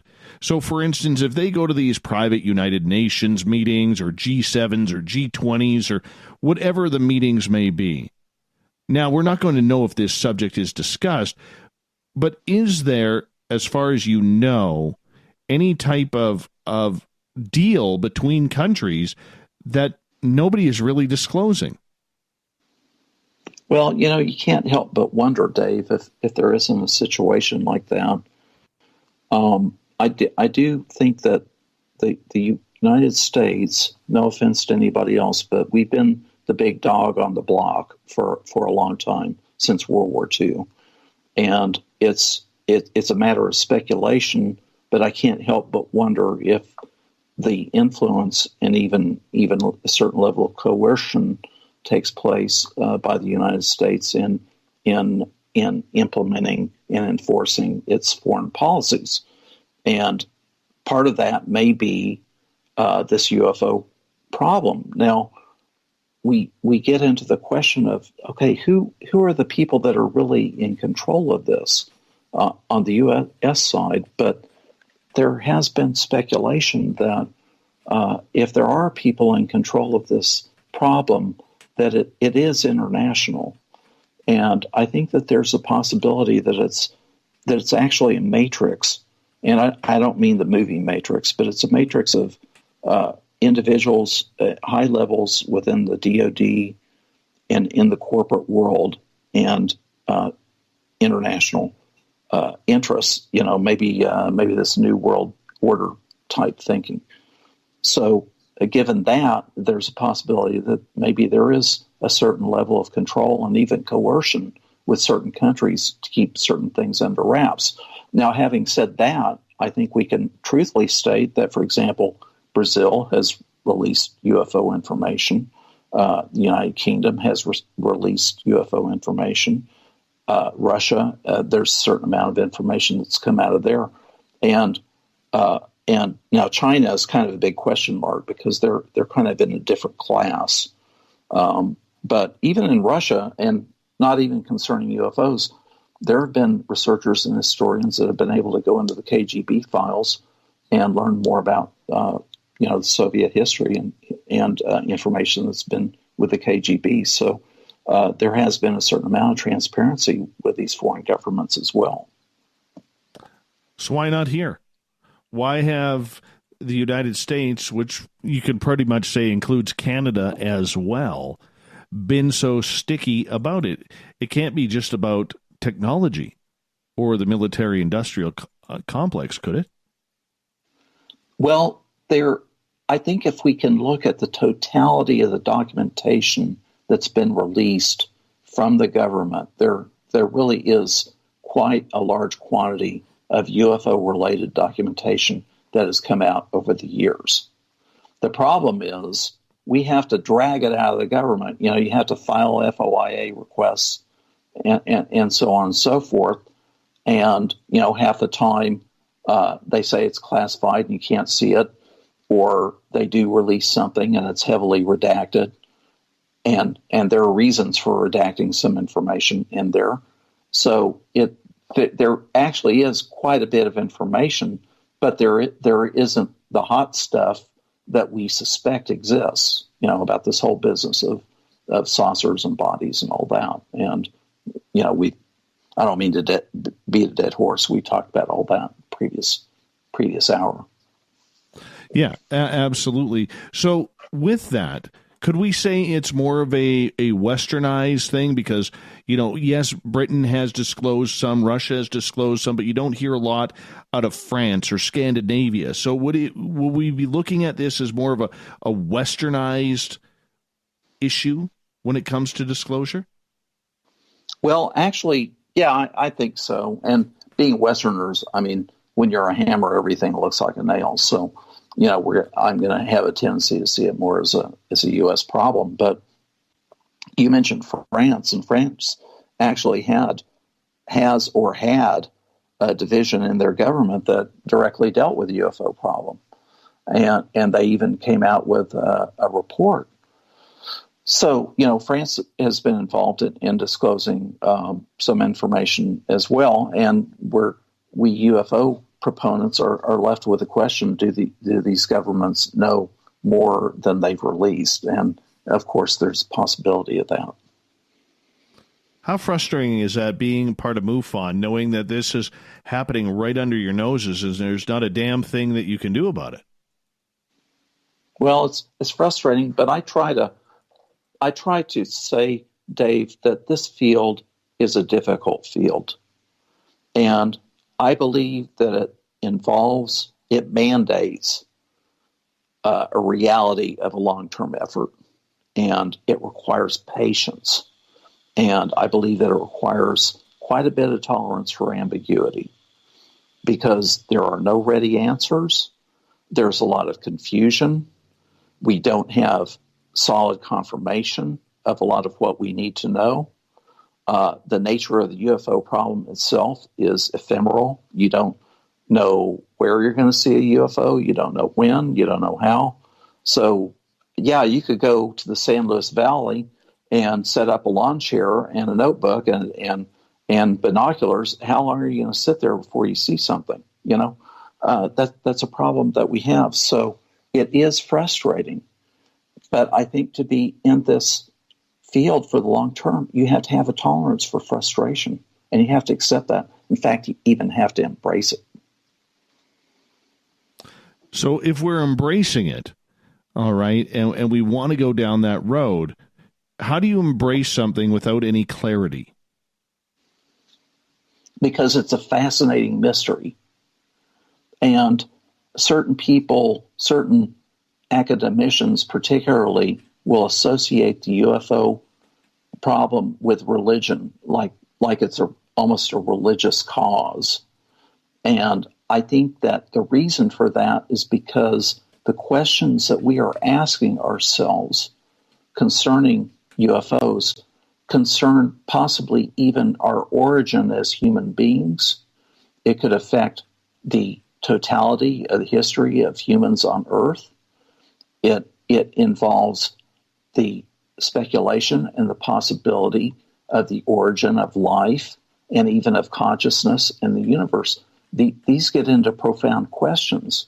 And when we know that UFOs are real, that something is really happening, then we're left, I think, with a sense of wonder.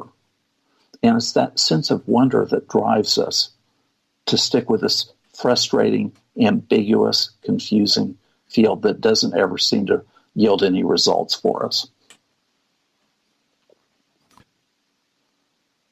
How does MUFON deal with the ever-shifting way that the government does things and other groups like TTSA and everybody is reacting to this topic? Because you guys got to be ebbing and flowing much like an ocean here. Yeah, and in the 90s and around 2000, I really started feeling, Dave, that the UFO phenomenon itself was leading us by the nose. The UFO researchers and investigators in the 60s and the 70s and the 80s, your APRO types and your MUFON types were very conservative. They were nuts and bolts oriented. And they did some really good things. They did a lot of great research. They created a lot of great reports. But then things started to change in the 80s. And we had this whole question of disinformation and the MJ-12 documents. And we had Lazar coming out with his claims. And we had all this research about Roswell. And then the abduction phenomenon came in. And before that, we had cattle mutilations.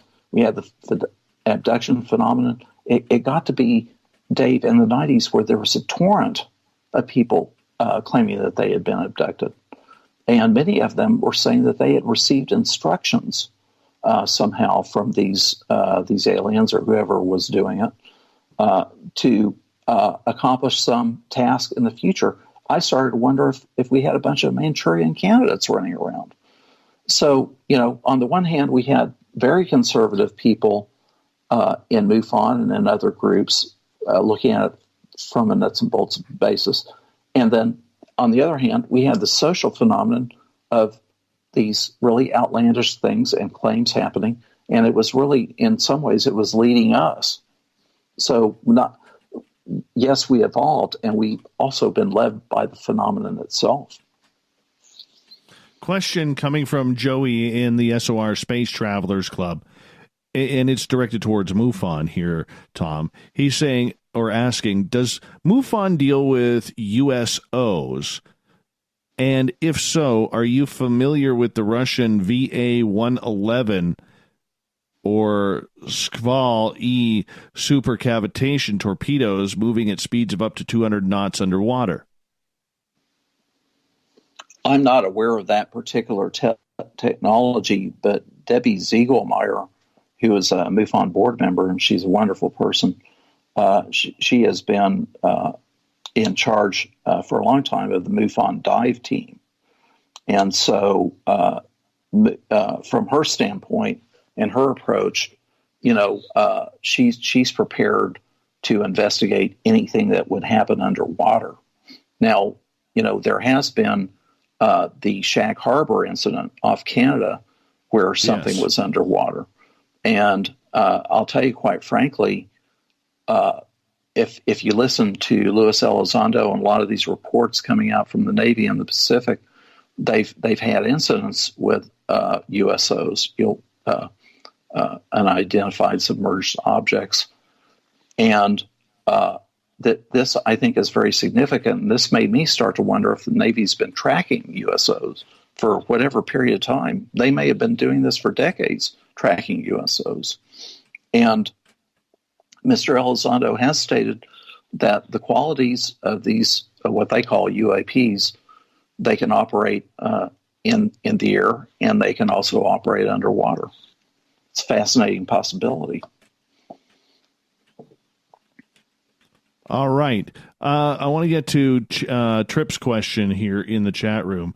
And he is asking about the Eisenhower 1954 Greada Treaty.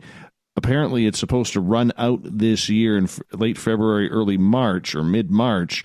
Do you buy that entire story where allegedly Dwight Eisenhower met with extraterrestrials and traded people for technology? Yeah, those rumors started coming out in the 1980s.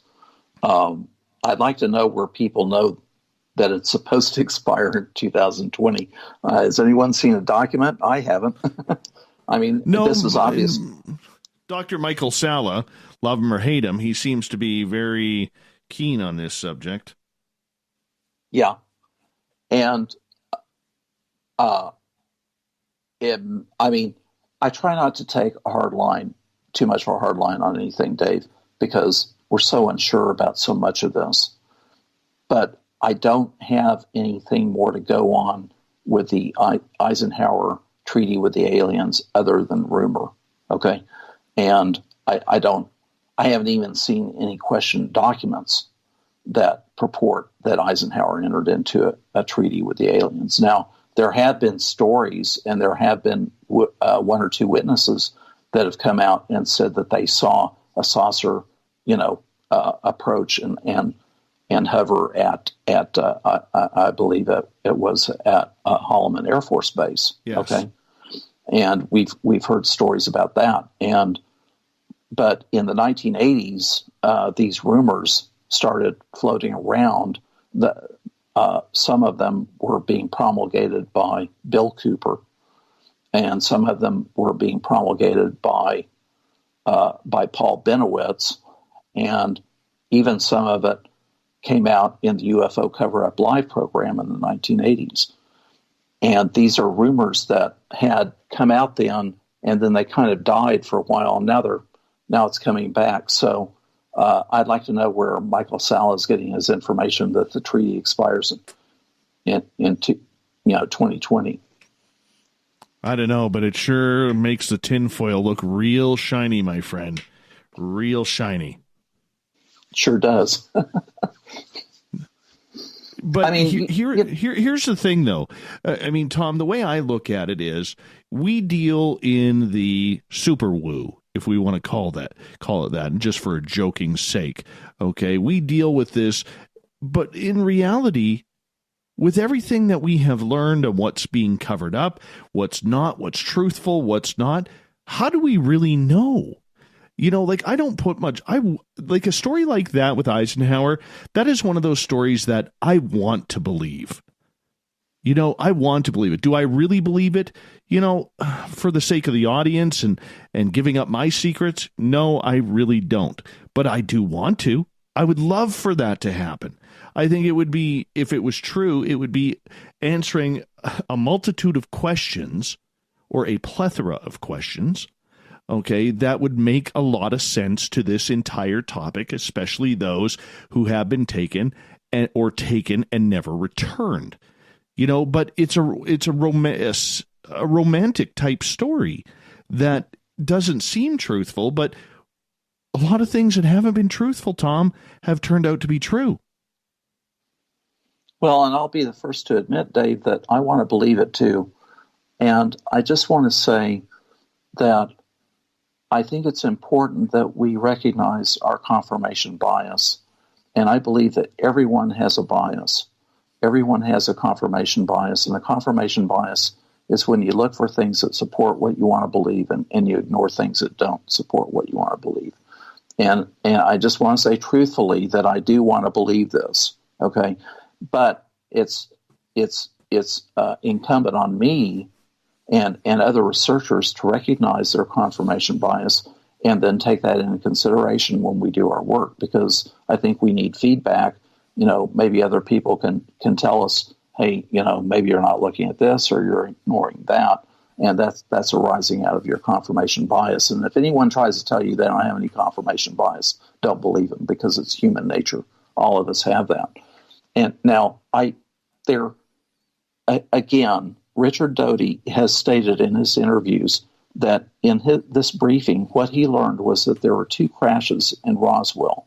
There was the crash near Corona, and a second saucer was recovered at a location that he refers to as Horse Mesa, which is in the Gila National Forest in southwestern New Mexico. And when the first saucer was recovered, the story is that one of the aliens survived, and that alien was ultimately taken to Los Alamos and survived until 1952. And as a result of that, now this is a story, okay? It's legend until we can verify it. But the story goes that they managed to create a rather crude form of communication with this extraterrestrial biological entity. And this led to eventually to being able to use an instrument that was recovered from the saucer to communicate with the EBE's home planet. And then we get into this business of them coming to visit, and apparently coming to some kind of understanding with Eisenhower. Interesting. Did not know that. Did not know that. Well, and it leads into the Serpo legend, the Serpo story that the EBEs came back to recover their dead, their fallen, and we had this exchange program where we, sent some astronauts with them to their home planet, and of course, and again, this is you're talking about super woo. It's story, it's legend. We don't have any true confirmation of that, and I think there's been a lot of disinformation about when the Roswell incident occurred, and I think that the exact location of the crash is probably, assuming that it occurred, is probably one of the most highly classified pieces of information. And there's probably been, and if this kind of thing did occur, there's probably been a lot of disinformation about when it occurred, if there was interaction between Eisenhower and these alien groups. And it's one story that I don't think will ever be proven at all. Which is a little sad. It's a little sad if you think about it, because, in the end, that's what we're searching for. That's what we want. That's what we've been urging to get information on. And if we can't get that information, how do we move forward? I mean, it always seems to come full circle. How do we move forward without any information, yet this field continues to move forward? I liken our situation to the situation that intelligence agencies face, Dave, and again, I wrote another essay about this in my blog. But if we draw an analogy with an intelligence agency, you're running spies, and your adversary is running spies against you, and you end up having to make judgments about the credibility of people that approach you with information, and you have to make judgments about the effectiveness and the credibility of the information that you're getting from your spies. And a lot of times, we hear this expression, a wilderness of mirrors, and that arose out of the work of our own intelligence agencies vis-a-vis the Soviet Union, because the Soviets were extremely good at spying, and they're extremely good at producing deception. So that the intelligence agencies on our side, and I'm sure on their side, were left having to guess and deal with a lot of ambiguity. And I think that's the kind of situation that we face in the UFO field. Unfortunately, we just are not getting concrete answers. You're breaking my heart here. Breaking my heart by saying that. Because all we want is concrete answers. Or we're not getting anywhere. We're really not. Tom, I'm going to get you to hold on here because we are going to go to break. When we come back, I want to ask you how your research is doing for MJ12. This is your passion, your hobby. This is what you retired from the business world to do. Hung up the necktie to put on the spectacles to go hard into the research. Tom Whitmore from MUFON joins us. MJ12. We get into it right after this to start off Hour 3 of Spaced Out Radio.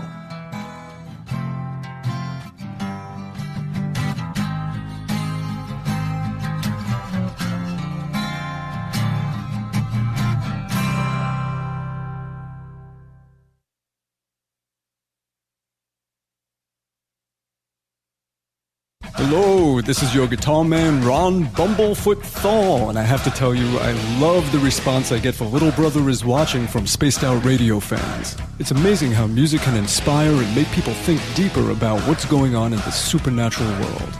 You can head over to my website, bumblefoot.com, to check out my music, my guitar workshops, my touring, even check out some of the hot sauces that I'm working on. And make sure you keep on listening, because with Spaced Out Radio, you know Little Brother is watching. Hey, space travelers, this is John Resig, founder of the Chide and Chive Charities. If you know anything about our website, you know we like to do things a little differently. We're not some faceless organization collecting money for a nebulous cause. Our donor dollars go directly toward life-improving items. Then we give those items directly to an underdog who needs it most. To become a donor with Spaced Out Radio's official charity, Chive Charities, just go to chivecharities.org/donate. We all know on Spaced Out Radio we love a good beard and mustache, so why not take care of your facial hair with Mighty Moose Beard Oil? Made in Canada, we're taking care of beards and stashes around the world. We use 100% natural ingredients with our oils and balms to make your whiskers feel silky smooth. Use promo code SOR2019 at MightyMooseBeard.com today.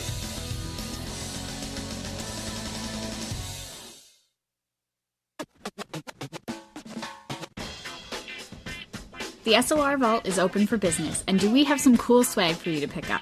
All you have to do is head over to our website and click on the SOR Vault. You have a variety of cool logos to choose from, and put them on anything you want. T-shirts, hoodies, hats, coffee mugs, you name it, we can get it to you. So do your shopping by supporting the store you love. Get your Spaced Out Radio swag at the SOR Vault today.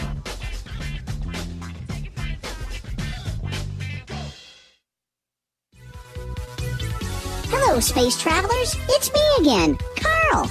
Don't forget to join the Space Travelers Club for just $5 a month. And follow Spaced Out Radio on Twitter at Spaced Out Radio. Our Instagram, Dave Scott SOR. Our Facebook page is Spaced Out Radio Show. Our archives are free at youtube.com/Spaced Out Radio. Come woo it up with Spaced Out Radio today. Bye! Visit purpleplates.com today. For over 40 years, the Purple Energy Plates have been delivering amazing results for their many customers. Inspired by the great genius Nikola Tesla, the harmony, healing, and energetic effects of the plates have proven over and over to be beneficial and often miraculous to thousands of customers.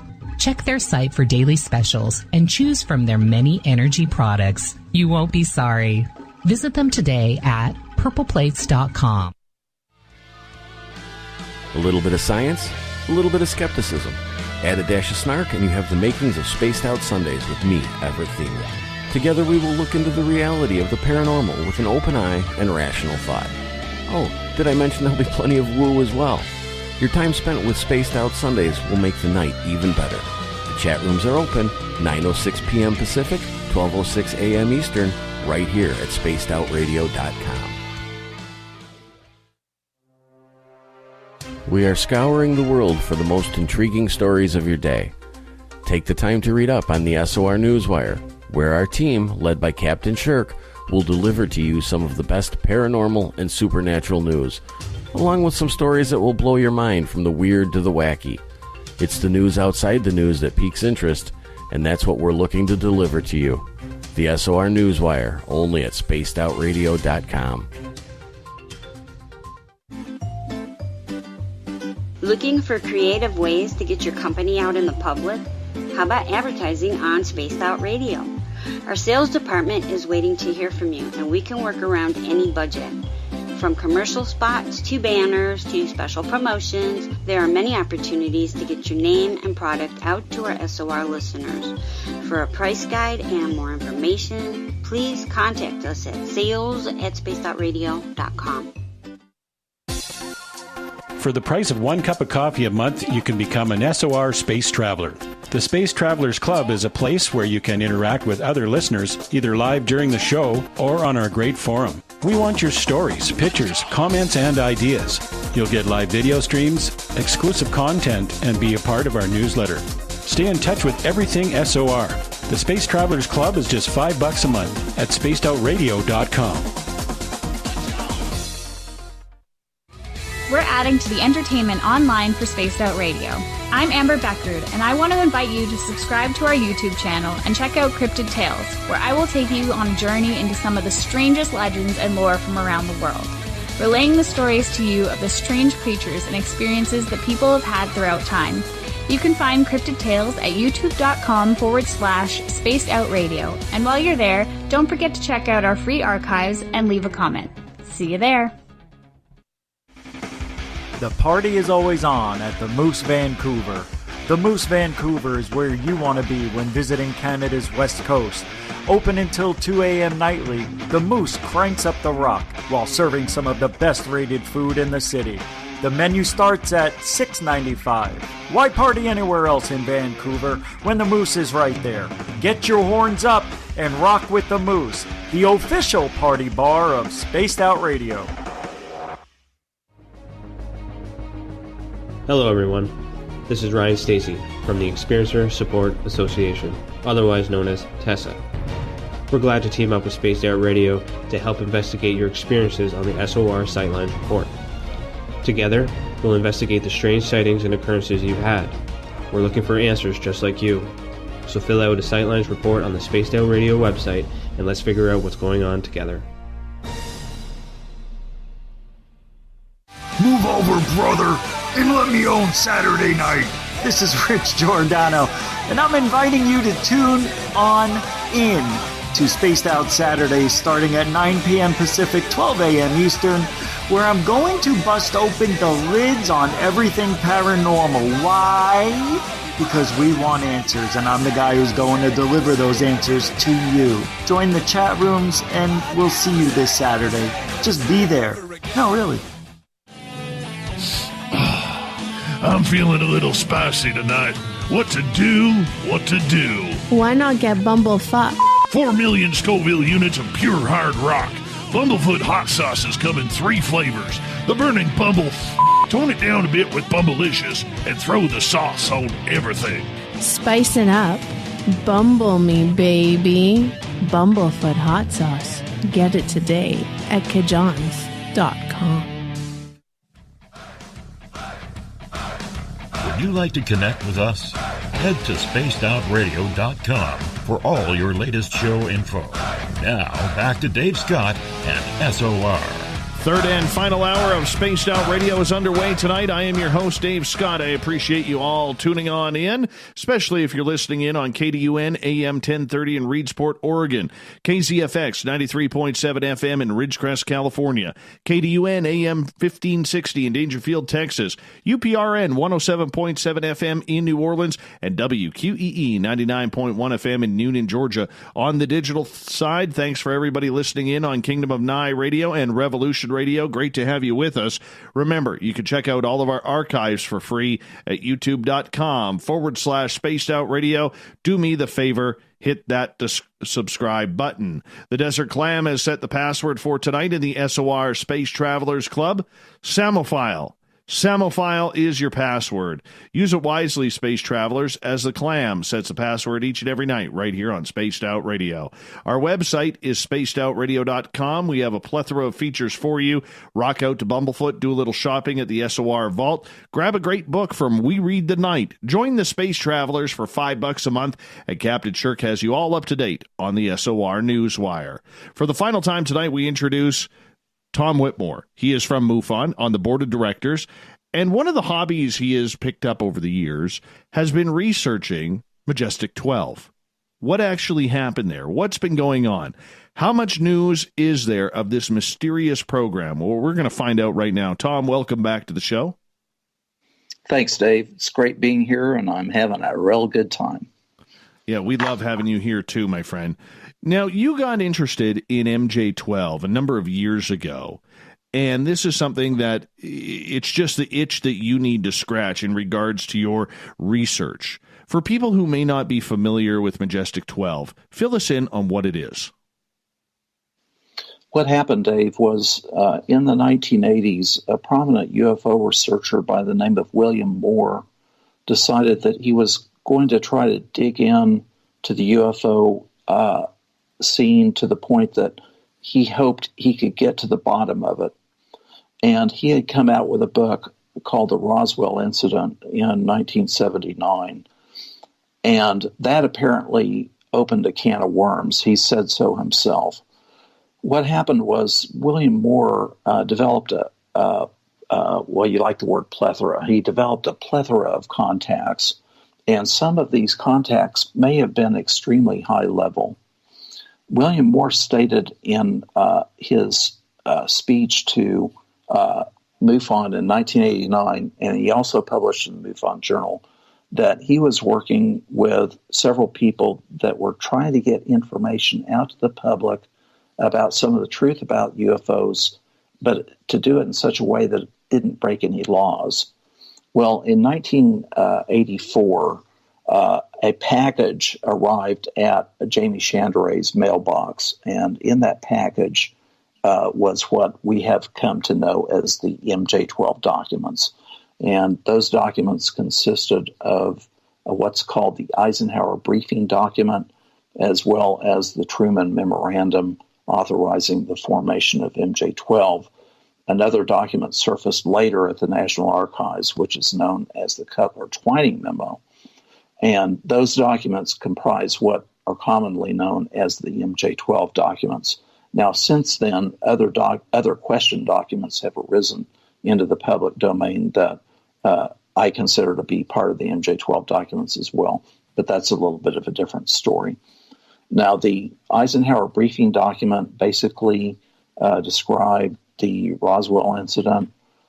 It mentioned another crash at a location called El Indio Guerrero, and that the saucer was recovered, that bodies were recovered, and that a special committee had been formed to study the problem. And this committee was a collection of very high-level, highly regarded scientists and engineers, as well as high-level military people and a couple of government people on the committee. And this committee came to be known as Majestic 12. It consisted of 12 individuals. And that became the legend of MJ-12. How does it pertain to ufology today, and what's its significance and importance? Well, as people have conducted research, and as researchers have received questionable documents from anonymous sources, the notion of Majestic 12 or something like it has persisted. Now, certain other people have turned up other information. For example, Stephen Greer has done a lot of work developing contacts, and he makes no secret of that and who he's talked to.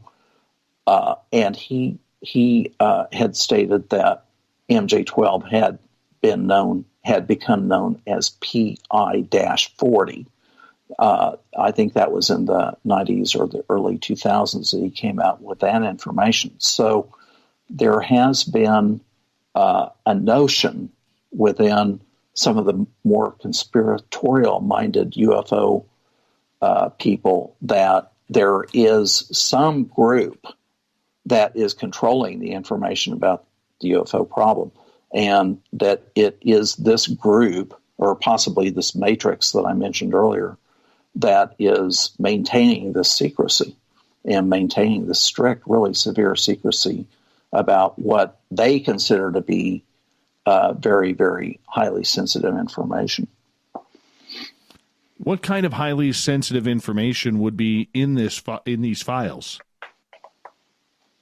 Well, it could be the whole history of UFOs that we don't know. All of it. It could be the crash recoveries. The studies of the alien beings. It could be a lot of the really good UFO reports that had come into the military, and radar data, gun camera films, all the really good stuff. That's what would be involved with this if it exists. Do you believe it exists? I suspect that it does. And I admit I would like to believe that it does. And I think that we have reason to believe that there is something like this going on, but we don't have firm confirmation of that. How hard is it to get information regarding MJ-12 if it was so top secret that very few even knew about this program? Well, it's been disseminated anonymously. People receive things in the mail. Don Berliner received the Psalm 1-1 manual anonymously in the mail. Don Berliner is he was a UFO researcher. Timothy Cooper, another UFO researcher, had received many documents from 2 or 3 different sources that were anonymous. So that's how this information has come into the UFO community's public domain, is through these question documents. And many of these documents mention things like the activities of the MJ-12 committee, the reports, the annual reports of MJ-12, reports by people such as General Twining, that investigated the results of one or more crashes, et cetera, et cetera. So the information is not coming from direct government sources like, through the National Archives or through the Freedom of Information Act. It's coming through the back door from anonymous sources. Do we know specifically any of the programs that they looked into? Like, was it all just about Roswell and the crash sites? Was it anything to do with ET contact or anything of the sorts? Oh, yeah. But there's an interesting intersection with the Soviet problem. And there was quite a bit of concern in the 50s about the ability of the Soviets to send over decoys. And there was a lot of concern about high altitude testing, and there's, in other words, the Cold War, the Cold War questions of how to protect the United States, in wartime, and the kind of shenanigans and the kind of experimentation that was going on, that was all classified. Okay. And it was conventional technology. And I think there's an intersection of that with a possible MJ-12 committee. Who are the big players in MJ-12? The only name I can recall off the top of my head is James Forrestal, who had a real weird death that Peter Robbins has recently written a book on. Pardon me. Well, people tend to focus on Vannevar Bush, and Vannevar Bush was an electrical engineer. He was at the top of his field in the 1940s. To tell you how high up he was in the Office of Scientific Research and Development, he was actually over General Groves, who ran the Manhattan Project that produced the atomic bomb. So Bush was higher than General Groves, and that's pretty darn high. A lot of people focus on General Twining, but I think one person that's been overlooked, and if you really look at the structure and the organization around that time in the late 40s and early 50s, when Truman was in power, was Admiral Sidney Sowers. And Admiral Sowers was like a pretty close advisor to President Truman, and he's one of the people that's mentioned on the MJ-12 list. Gordon Gray was another government person. He was an elite kind of a guy who was really in the elites in the government and so on and so forth. So you had military people like General Vandenberg, Admiral Hillenkoetter, General Montague, and General Twining. The Air Force was more represented in this list than the Navy. In the Navy, we only had Hillenkoetter and Sowers, and then we had other top scientists. These guys were people that really got started in the 1920s, and by World War II, they were at the top of their field. They're people like I said, Vannevar Bush, and Lloyd Berkner, and Donald Menzel, and Jerome Hunsaker. When was this program disbanded? Well, if it existed, it evolved. And it's hard to say how it evolved. There had been rumors in the 90s of who was supposedly on the MJ-12 committee and all that. And like I mentioned, Stephen Greer had notated it as PI-40. Now, another possibility is there was a committee in the National Security Council known as the 5412 Committee. And the 5412 Committee was involved in, managing and approving covert operations.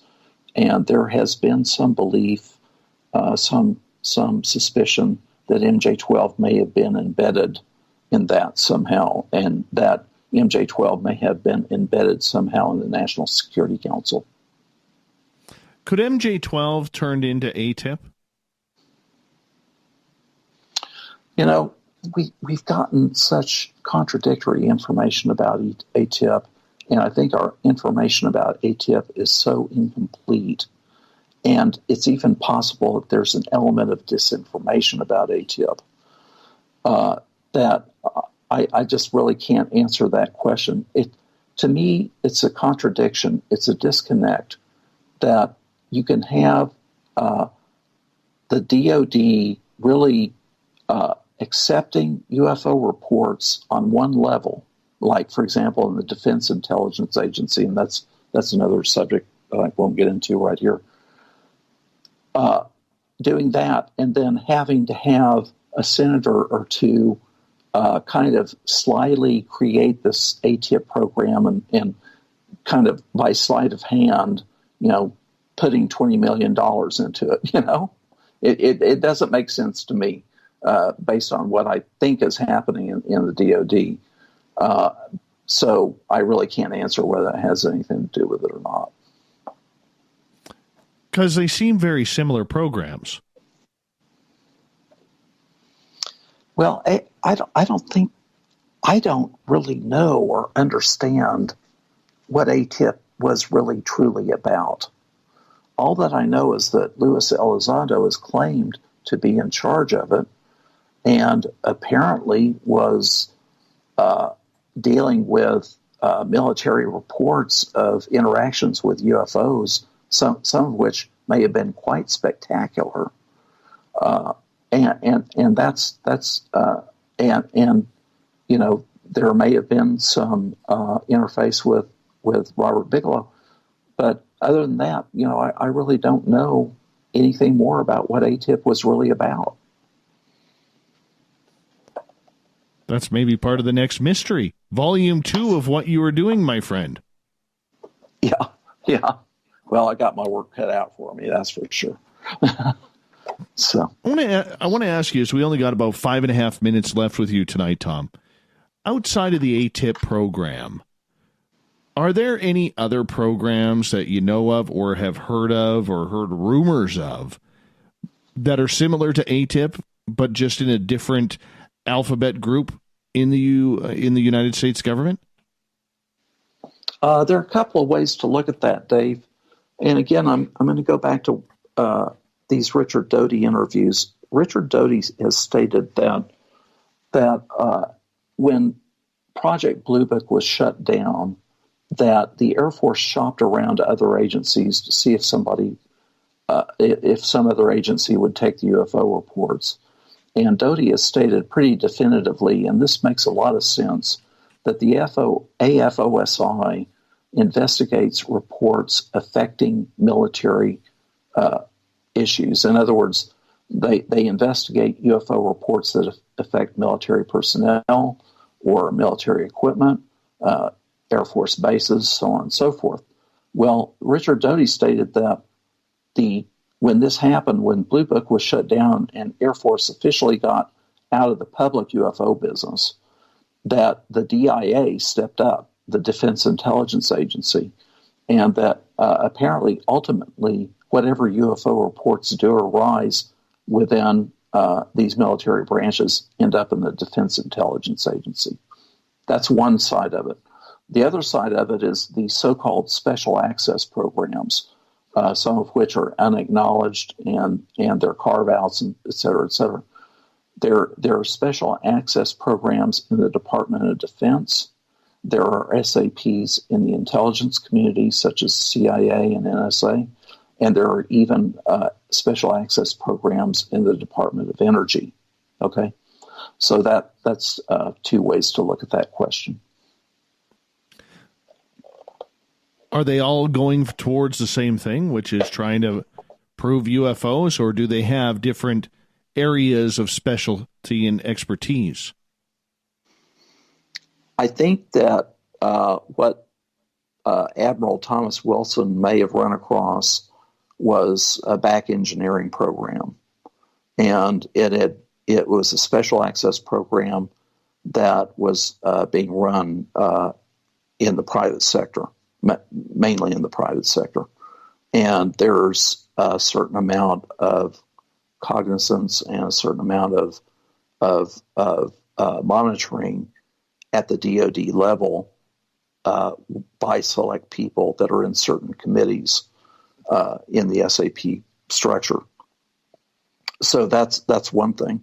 But we can only guess what other UFO-related programs might exist in other agencies, such as the intelligence community, maybe the NSA, or even the Department of Energy. We can only guess at that, and there would have to be more research done to look for clues as to what might be occurring there. But Stephen Greer has claimed that this really sensitive stuff is hidden. You've got an SAP that is documented and approved at the DoD level, but the really sensitive program is hidden underneath that. That's a possibility. It just gets deeper and deeper and deeper, don't you think? Yeah, and us little old UFO researchers, it's kind of hard to get at that, isn't it? Oh, yes. Oh, yes. One day I would love to be able to know that. Wouldn't we? Wouldn't we all? Oh, yes. Oh, yeah. I would love for someone to just walk me through it and just say, this is what we got. Inquiring minds want to know. I can honestly say, if somebody said to me point blank, you have to give up your show, everything you built with Spaced Out Radio, for one day where we could take you through and tell you everything that you want to know, that we know. I got to say, Tom, with about a minute to go here, I think I would have to seriously ponder that. One would be sorely tempted. Decisions. Tom, where can people find your research? I have a blog, tomwhitmoreblog.wordpress.com. That's tomwhitmoreblog.wordpress.com. I'm also on Facebook under Tom Whitmore, and I'm on Twitter. I'm at Tom Tulsa. That's at Tom Tulsa. Love it. Tom, thank you so much for filling in on Spaced Out Radio tonight. You were absolutely wonderful, and, we'll have you back on in a few months anyways, because we always do around here the last couple of years. You're almost one of us now. Okay, thanks, Dave. I've really, really enjoyed it. Thank you for having me.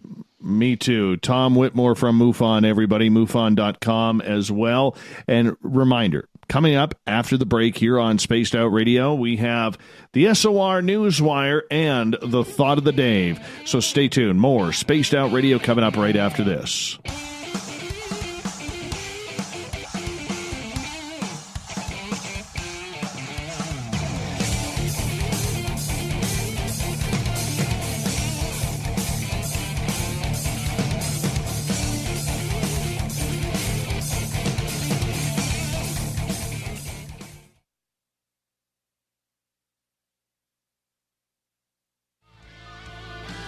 A little bit of science, a little bit of skepticism. Add a dash of snark and you have the makings of Spaced Out Sundays with me, Everett Thielen. Together we will look into the reality of the paranormal with an open eye and rational thought. Oh, did I mention there'll be plenty of woo as well?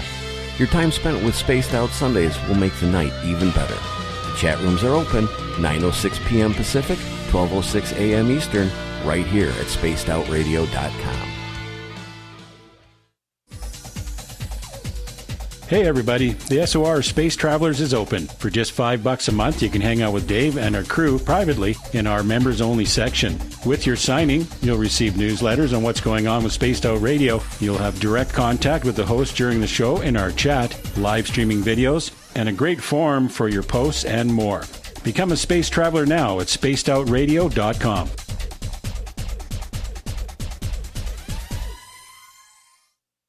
If you like it hot, real hot, then heat up your meals with Bumblefoot hot sauce. Get your Bumblefoot hot sauce today. The sauce, Bumblicious, and the 4 million Scoville unit We're going in hot, real hot, coming out even hotter. Keep the milk nearby and tantalize your taste buds tonight. Bumblefoot hot sauce, available now at kajans.com. Hello, space travelers. It's me again, Carl. Don't forget to join the Space Travelers Club for just $5 a month and follow Spaced Out Radio on Twitter at Spaced Out Radio. Our Instagram, Dave Scott SOR. Our Facebook page is Spaced Out Radio Show. Our archives are free at youtube.com/Spaced Out Radio. Come woo it up with Spaced Out Radio today. Bye! Hello, this is your guitar man, Ron Bumblefoot Thal, and I have to tell you, I love the response I get for Little Brother is Watching from Spaced Out Radio fans. It's amazing how music can inspire and make people think deeper about what's going on in the supernatural world. You can head over to my website, bumblefoot.com, to check out my music, my guitar workshops, my touring, even check out some of the hot sauces that I'm working on. And make sure you keep on listening, because with Spaced Out Radio, you know Little Brother is watching. We're adding to the entertainment online for Spaced Out Radio. I'm Amber Beckrud, and I want to invite you to subscribe to our YouTube channel and check out Cryptid Tales, where I will take you on a journey into some of the strangest legends and lore from around the world, relaying the stories to you of the strange creatures and experiences that people have had throughout time. You can find Cryptid Tales at youtube.com/Spaced Out Radio. And while you're there, don't forget to check out our free archives and leave a comment. See you there. You wanted new SOR gear, and now you can have it. The SOR Vault is fully stocked with t-shirts, hats, hoodies, mugs, and everything in between, with great logos for you to choose from. So head on over to spacedoutradio.com, click on the SOR Vault, and go shopping. Pricing is quite affordable, and you can look good representing your favorite show. So go to our website and pick up your new SOR wear at the SOR Vault today.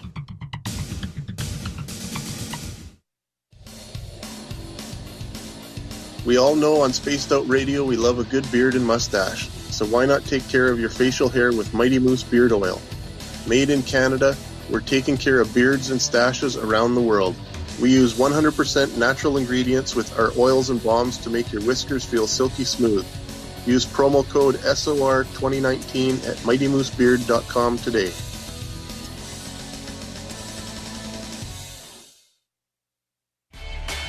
Cold drinks, great food, and the best music in Vancouver. The Moose Vancouver is the place to be, open until 2 a.m. nightly. Everything on the menu starts at just $6.95. Who serves food that cheap anymore? At the Moose, you'll never know who you'll run into. Rock stars, actors, athletes. It's the place everyone wants to be. So join us at the Moose Vancouver. The Moose Vancouver, the official party bar of Spaced Out Radio. Move over, brother, and let me own Saturday night. This is Rich Giordano, and I'm inviting you to tune on in to Spaced Out Saturdays starting at 9 p.m. Pacific, 12 a.m. Eastern, where I'm going to bust open the lids on everything paranormal. Why? Because we want answers, and I'm the guy who's going to deliver those answers to you. Join the chat rooms, and we'll see you this Saturday. Just be there. No, really. Are you looking for great advertising value for your company? Look no further than Spaced Out Radio. We have a multitude of places to get your name out there, including commercial ads during the show, special promotions, and banners on our website. Our audience is proven to support the companies that support our show. We can make your budget work for you. So for more information, please contact us at sales@spacedoutradio.com. At spacedoutradio.com, we are keeping you up to date on all the news with the SOR Newswire. Captain Shirk leads the team that is bringing you the news of the day and exclusive stories on everything paranormal and supernatural. It's free to read, it's updated daily, and it's right there for you. The SOR Newswire is a one-stop shop for the news of the day. Check it out at spacedoutradio.com today. Hey, Spaced Out Radio fans! It's John Resig, founder of the Chive and Chive Charities. Our goal is to make the life of veterans, first responders, and those with rare medical conditions 10% happier. We do this by donating one grant item, ranging from vans to therapy programs to prosthetic limbs, to those who need it most. To contribute to Spaced Out Radio's official charity, head over to chivecharities.org and become a donor today.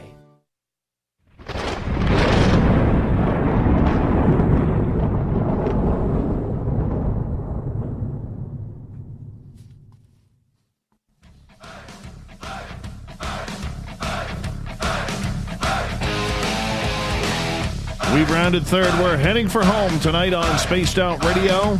I am your host, Dave Scott, sitting in the captain's chair of SOR headquarters. Thank you so much for joining us. Really appreciate your time. Want to remind all of you that if you missed portions of this show or others, you can check out our free archives at youtube.com/Spaced Out Radio. Do me the favor, hit that subscribe button. Our website is spacedoutradio.com, where we have a plethora of features for you. Rock out to Bumblefoot, do a little shopping at the SOR Vault. Grab a great book from We Read the Night. Join the Space Travelers for $5 a month, and Captain Shirk has you all up to date on the SOR Newswire. Speaking of the news, let's get to it, shall we?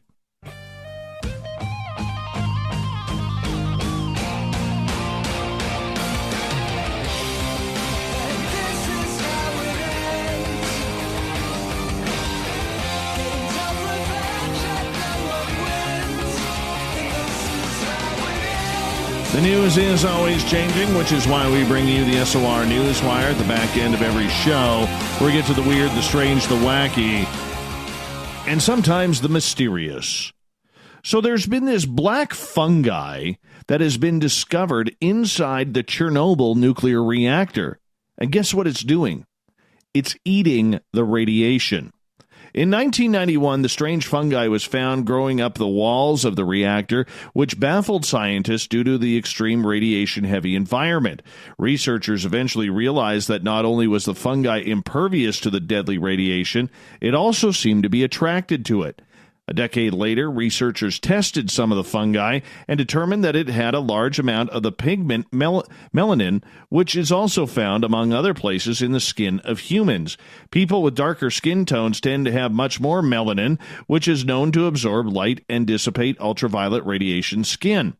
However, in fungi, it's reportedly absorbed radiation and converted it into some type of chemical energy for growth. In 2008, Ekaterina Dakachova, then of the Albert Einstein College of Medicine in New York, noted that the fungi attracted to radiation are unlikely to be the first examples of their kind.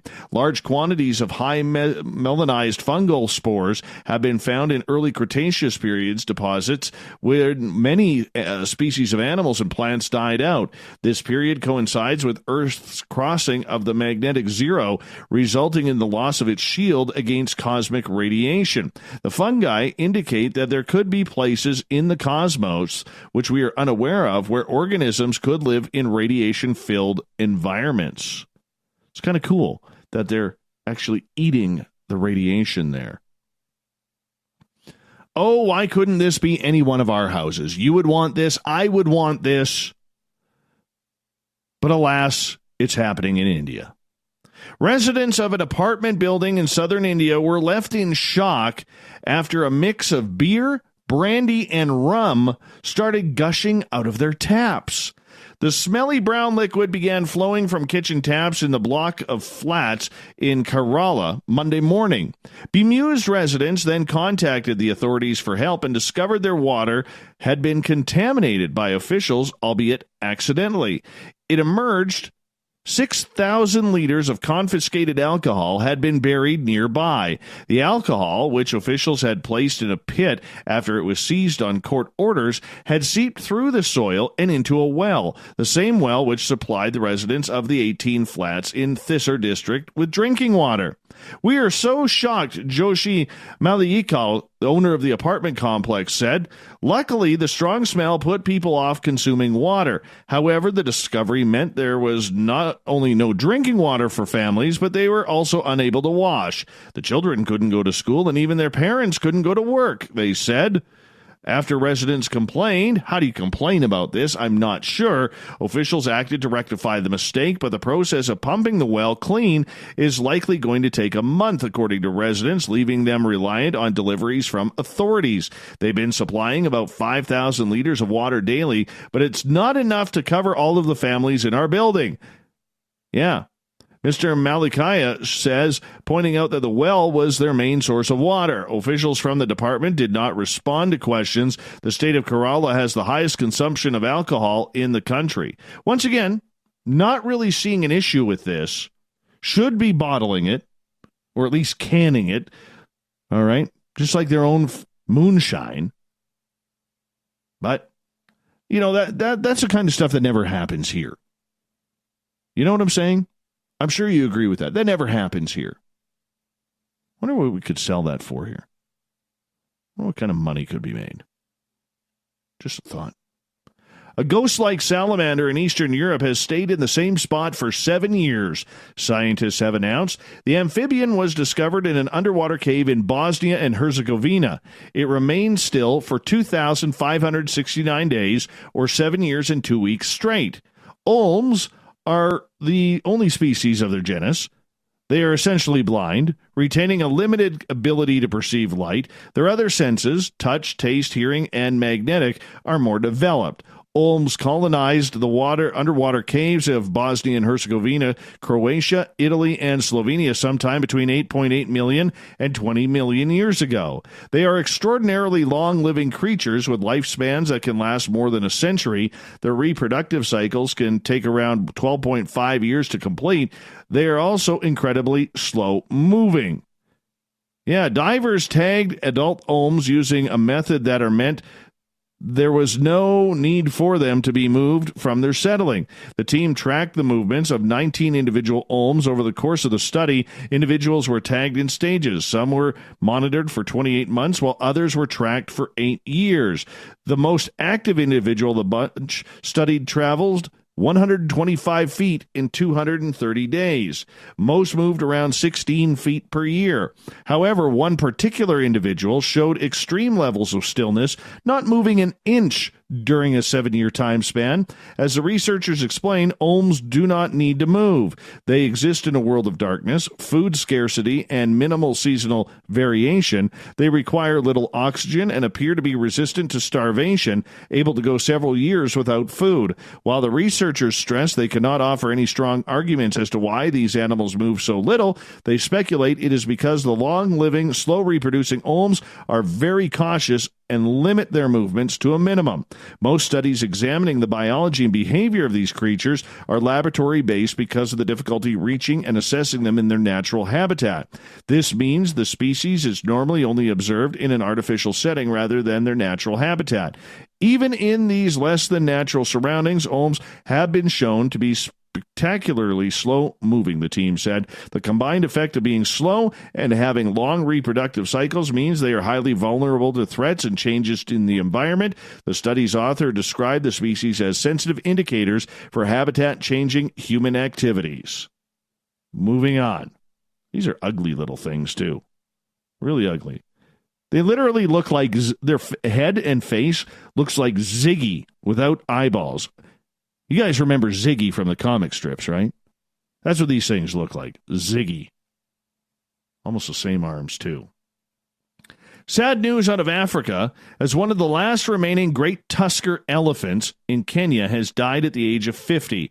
Tim, the elephant's name, died in the Amboseli National Park on Tuesday, according to Kenya Wildlife Services. He died of natural causes. Thank God it wasn't poaching. African elephants are referred as tuskers when their tusks grow so long that they can reach ground. KWS said Tim was well known and loved throughout the country. His tusks were said to have weighed more than 100 pounds each. He was well known in the area due to his crop raiding habits. During his lifetime, he was speared 3 times. In an effort to keep him safe and protect local crops, a team comprised of animal protection groups and KWS placed a collar on him. They were able to monitor him more closely and sent a team to try and stop his crop raiding habit. Once the team knew he was approaching crops, they would attempt to intercept him, although he quickly learned to bypass them. During the first year, he made 183 attempts to enter farmlands and raid the crops. The monitoring team was able to stop around 50% of these from going any further, Save the Elephant said. In February last year, Tim nearly died after he became trapped in a muddy swamp, however, was rescued later by KWS and animal protection groups. Former Save the Elephant's assistant Ryan Wilkie said, Tim was a special elephant, not just to me, but to hundreds, thousands of people who would flock to Amboseli just for a chance to see him. He was so incredibly intelligent, mischievous, yes, but also a truly gentle giant in a way that a real ambassador shows for its species.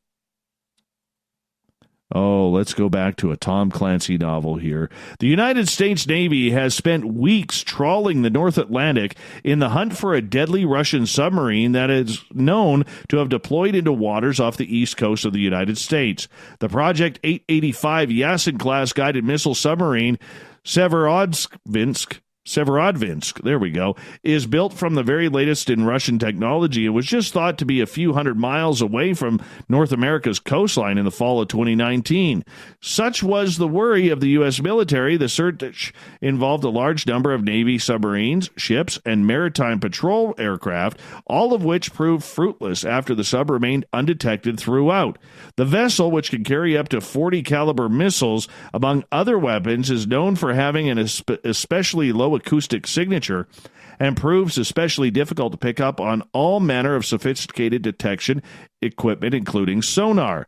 The worry from Navy commanders was the possible presence of nuclear missiles with a possible range of up to 1,600 miles being so close to the U.S. mainland. Oh, yeah. Yeah, this is a nice submarine.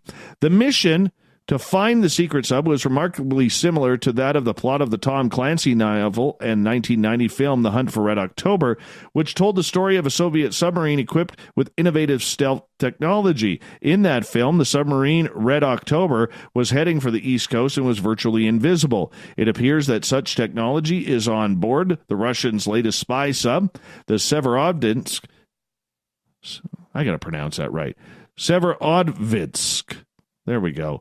Of which the country hoped to build 8 similar vessels. Some Russian sources, such as Russia Beyond the Headlines, have suggested that the sub is equipped with active anti-torpedo defenses and some sort of anti-air capability. The 13,800-ton, 390-foot-long submarine is a highly automated vessel with a crew of only 32 officers and 58 enlisted submariners. The sub also carried anti-submarine missiles and has the capability to lay mines along with its normal complement of torpedoes. The Russian attack boat was under construction since 1993 before it began sea trials in 2011 and then fully operational in 2014. Ooh, this is eerie. This is just an eerie story, don't you think? Wow. All right, moving on. A construction crew in South Carolina made an unusual discovery while working at a property. They found an artillery shell that dated back from the Civil War. Yeah, and apparently this thing was still armed. The Charleston Police Department said explosive teams from the department and Joint Base Charleston responded Wednesday morning when the construction crew made the discovery about 10 a.m. and suspected the object may be dangerous. The team secured the device and experts identified it as an unexploded artillery shell from the Civil War. The object was turned over to the United States Air Force's Explosives Ordnance Disposal Team and blown up. Hard to believe it's stuck in the ground for over 200 years and never blew up. Wow. It's kind of catchy. An Australian television reporter filming a segment about a snake and snake safety ran into difficulty when the snake resting on her shoulder decided to attack her microphone. Sarah Cotty was filming a segment for 9 News about snake safety and had a serpent on her shoulder for the shot. Well, Snake had different ideas and decided to strike the microphone in her hand. The video shows the snake strike the microphone 3 times. My cameraman and the snake handler just stood there. They thought it was hilarious, Cotty said, but it calmed down and I ended up getting the shot that I needed for my package. And then as soon as that was done, I said to the snake handler, "Get this thing off of me." Oh, snakes are so scary. Snakes. You know what? When I was in broadcasting school, I did a story on a reptile refuge. And I thought it would be really, really cool to go inside this albino python's its enclosure. So the lady who ran it, she went in there with me. And here we are trying to fiddle with the camera, trying to get the right shot. And this 14-foot snake starts hissing at me and moving towards me. I got the hell out of there. We didn't do the shot. Oh, hell no. Oh, no way. Because that, you know what? That's how people get eaten. By getting too close to snakes. So we scrubbed that idea.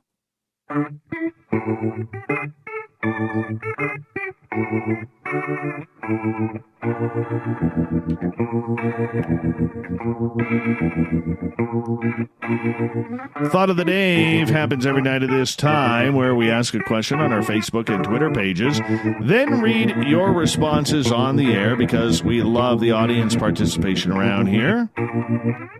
Today's Thought of the Dave is as follows. Now, originally we were going to do our show on vampires and zombies, but we had to change it up. So, how would you prepare for a zombie apocalypse? Start off with Tyrone. He's asking, how many zombies would Rob Zombie rob if Rob Zombie could rob zombies? It's an important question. Think about that. How many zombies would Rob Zombie rob if Rob Zombie could rob zombies? It's true. Gabe, if I was at work and it happened, I would have all the tools I need to defend myself. If I was at home, I wouldn't stand a chance. James, I would have serious amounts of DuPont's number 7 dynamite. James, you might blow up with that, just so you know. Dynamite may not be a good idea. Sounds good on paper, but may not be a good idea in reality. Tim, I would retain the services of Woody Harrelson. Yes, that's always good. You know he's not going to kill Bill Murray like the other guy did.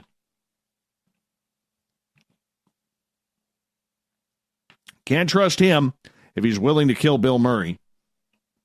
Robin, I would get medieval... Okay, Robin, come on. Let's spell properly here. I would get medieval with them. Yeah. I'm going to try this one more time. I would get medieval of their in them with a pair of pliers and blow torches. Eat the brain with Tabasco like in the TV show iZombie. Okay. That's a little twisted. Little Marky Spender, my Bigfoot guy around here. The wording is wrong in your question, Dave. It should read, how have you prepared? If you haven't prepared already, it's too late. I just hope they are walking zombies and not the running kind. The running kind would look like they would suck. Walking zombies would be like a turkey shoot. Pew, pew, pew, pew. Mark, I'm already prepared, just so you know. Because if the zombie apocalypse happens, I'm going to your house. I know you got bazookas, cannons, tanks, okay? 68,000 rounds. All right? The underground bunker, the moat. Probably keep guard of Everett's Les Pauls that are buried underground. But I'm heading to your place. Kelly. Oh, by the way, Mark, I'm not bringing I'm not bringing the mother-in-law. Kelly, I would use methamphetamines to lure out all the Florida men in a big Florida man zombie battle royal, and of course watch it on top of the nearest sporting goods store, having pilfered all the weapons and MRE packs I could handle. Shar is calling Brad Pitt. What if he's a zombie, Shar? Dave, I'd release the coronavirus on the remaining survivors so I'd have more supplies for myself. You dirty guy. You dirty jerk. Melinda, join them because there's some people's brains I want to eat out right about now. Oh, that's bad. Uncle Dale and his power stash. Same with any tactical crap, M4s, tons of mags, grenades, some claymores for night camps, combat air controller for airstrikes, lots of civilian troops, spare batteries, MREs, and hopefully Chuck Norris. Final word goes to Joe and his amazing hair. Says he would sharpen up his pointy sticks. He's got lots and lots of pointy sticks. He's also an ET contactee that refuses to admit that he is. Thank you to everybody participating in today's Thought of the Day. We'll do it all again tomorrow on Facebook and Twitter. Captain Shirk, great job on the news tonight. You can find all of Captain's news on the SOR Newswire on our website, spacedoutradio.com, and on Facebook, the SOR Newswire. And a big thanks for Tom Whitmore from MUFON coming in at the last minute to help us out with a great guest, great interview about UFOs and MJ-12. Tom can be found at MUFON.com. We really appreciate that. You know what? That's where it's good to have friends around here. Because when you're in a pinch, you can always call them up and have a great show. And that's what we had tonight. So big thank you to Tom for coming on in. We got Mr. Ron Bumblefoot Thal rocking in the background with Little Brother is Watching. Bumblefoot is the official music of Spaced Out Radio, rocking us in and out of every single show. Get your horns up for the guitar god himself. Special thanks to everybody listening in at work, at home, in your cars, wherever you may be. Everyone in our chat rooms on Revolution Radio, LGAB, Spreaker, Facebook, the SOR Space Travelers Club on our website, and, of course, Twitter at #SpacedOutRadio. Yes, I'm talking about you, all you snarkers and snarkettes. Remember, this show is copyright by Spaced Out Radio and SOR Media Ventures Limited, so don't use it without our permission, I tell you. You'll get in trouble. I want to say thank you to everyone listening in tonight. We had a lot of fun because together, my friends, say it with me, it's coming. We're watching. We own the night. Mr. Bumblefoot, we need a favor. We need you to take us home.